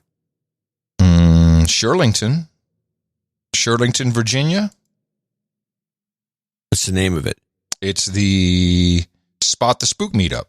Oh, yeah, that's it. That's the one. There's also something else which I did want to bring attention to because it's today between 7 and 8 p.m. I think it's Eastern time. It's the Dharma meetup. And I put it in the show notes in the meetups there for some kind of the Buddhists amongst our No Agenda Nation are doing a video call. Not exactly a meetup, but might be something that works for you. Oh, interesting. NoAgendaMeetups.com. You can find something there for you, probably near you. If it's not, that means it's your responsibility to start one and have that party. Sometimes you want to go hang out with all the nights and days. You want to be where you won't be triggered or held to blame. You want to be where everybody feels the same. It's like a party.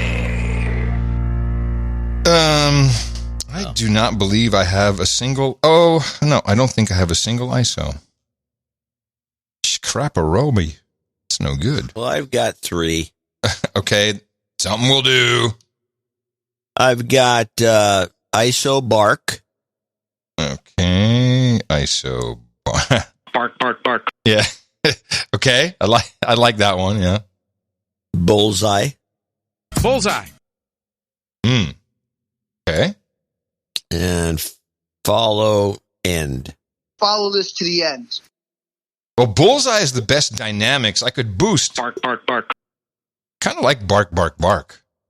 Well, bark does have a. It does refer to the show because we're yakking and yakking, and so it could be good. It sounds a cynical end of the show. Bark. Well, that fits us, doesn't it? Let me check it. Bark. Yeah. It'll do well. It'll do well at the end.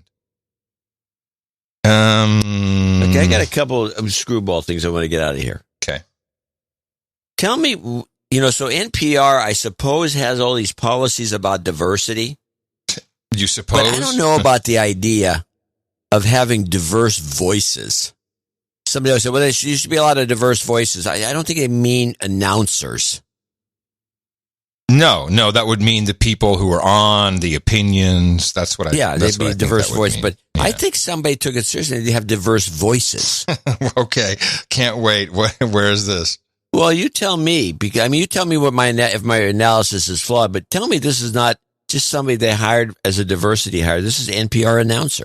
This is the Indicator from Planet Money. I'm Darian Woods, and I'm here with NPR business correspondent Alina Selyuk. Hey, Alina. Hello.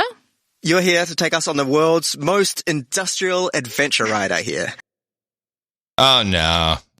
This is just the B team they bring in, give someone the inkling they got a shot at the real desk. He can't pronounce R's. No, but it sounds like it's from down under. Where do you think where do you think that person? Here again. This is the Indicator from Planet Money. I'm Darian Woods, and I'm here with NPR business correspondent Alina Selyuk. Hey, Alina. Well, it's not an American. Hello. Nor is she. You're here to take us on the world's most industrial adventure ride, I hear. They're from the Queen's country. Oh. Okay. Well, that was another good. quickie out of the way. Yeah. This is actually a good story. Could have been early in the show.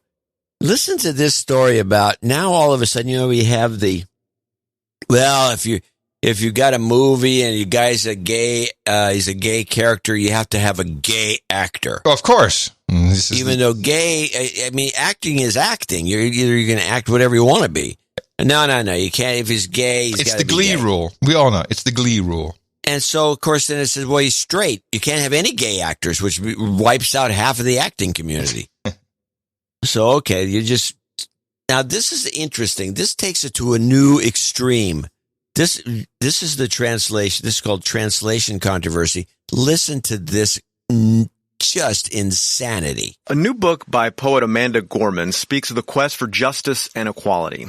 Those values sparked a controversy in Europe over whether her translators should be diverse. It all started in the Netherlands. Gorman's Dutch translator, a white non-binary writer, quit last year after critics said the job should have gone to a black writer. Then the Catalan translator, a white man, was dropped. European translators said they were getting dragged into American identity politics. But in Hungary, Bodish, who runs a nonprofit for Roma education, saw an opportunity.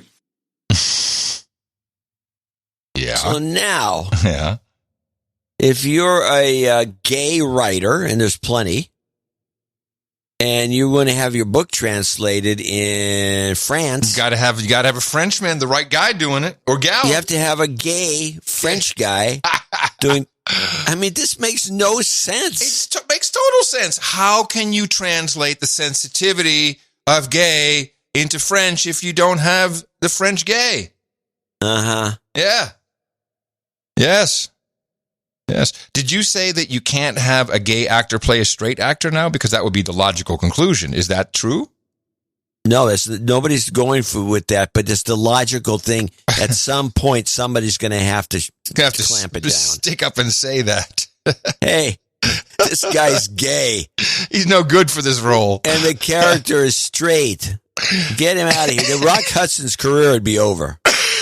I have one dumb clip, 25 seconds. Next, if you worship the ground celebrities walk on, you may not be the sharpest tool in the shed. Uh-oh, a new study finds people who are obsessed with stars tend to be less intelligent. Researchers in Hungary claim super fans of the rich and famous actually do worse on cognitive tests than people who ignore celebrities. No word if celebrity worshiping is the cause or the result of that poor cognitive performance. I think my IQ score just went up. Probably went down. Yeah, I love these types of stories. And I love these that stories are the best. That the mainstream reads it. Hey, you're watching me, you're an idiot.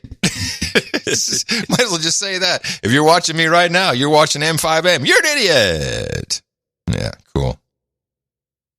I left a lot on the table here today. I would definitely, okay, just a tease for the Sunday show. Europe is now classifying natural gas as a green investment and nuclear as a green investment. Man, is this to screw Germany? I mean, Germany just shut down the last nuclear plants. They've shut down a lot of their gas-fired plants, and now the EU says this is the new way forward for the green? I think it would have been better if you wanted to screw Germany to wait for them to start to tear down the nukes. They can start them back up. But it may cost money, but they can do it. But this is the scam. They've just uncloaked themselves under the guise of temporary, to help with the wind and solar as we get that built up. No wonder all the elites are investing in nuclear. No wonder. Yeah. It's a beautiful it's a good investment. It's a beautiful setup. I love those guys. Rod Adams is right. Sir Rod Adams, he always said it. The backyard nukes, they're coming. They're coming. I want one. But first, great. Yeah, no kidding. Could sell electricity to all my neighbors. End of show mixes today. Decided since we didn't have anything sent in, we're going to do the two very first COVID related, when we still were calling it the flu, the Wuhan flu, the two first mixes from Dustin Jones and Phantomville. NoAgendaStream.com, where you can troll along on trollroom.io. Coming up next, we have the DH Unplugged Best of 2021 Part 1. So you get a double dose of Dvorak today. Coming to you from the heart of Texas Hill Country, FEMA Region Number 6. Yes, it matters. In the morning, everybody. I'm Adam Curry. And from northern Silicon Valley, where it's going to rain. That's what I say. It's going to rain someday. Soon.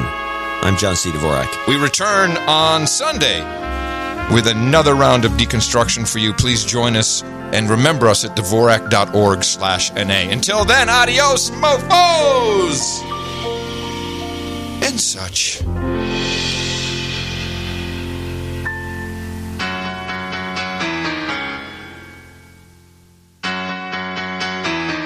Just buy those face masks off the shelf. I bought 10 boxes of them for myself. Didn't help me much and now I'm totally screwed. Oh no, I got the Wuhan flu. I got myself a case of Wuhan flu. I don't know what I am supposed to do. Didn't know I had it when I gave it to you. Now we all got the Wuhan flu.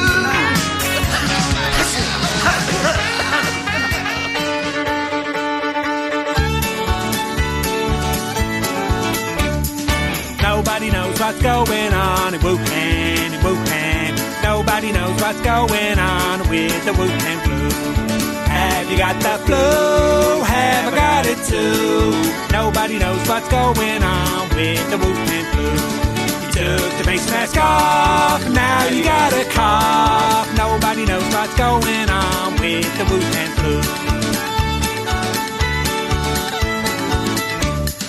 Somebody let the bugs go free in Wuhan, in Wuhan. Somebody let the bugs go free and now they got the flu. Close the doors and don't go out in Wuhan, in Wuhan. Close the doors and don't go out in case you get the flu. Did you get the flu? Did I get it too? Nobody knows what's going on with the Wuhan flu. Nobody knows what's going on with the Wuhan flu. Best podcast in the universe. Mopo. Dvorak.org/NA. Bark, bark, bark.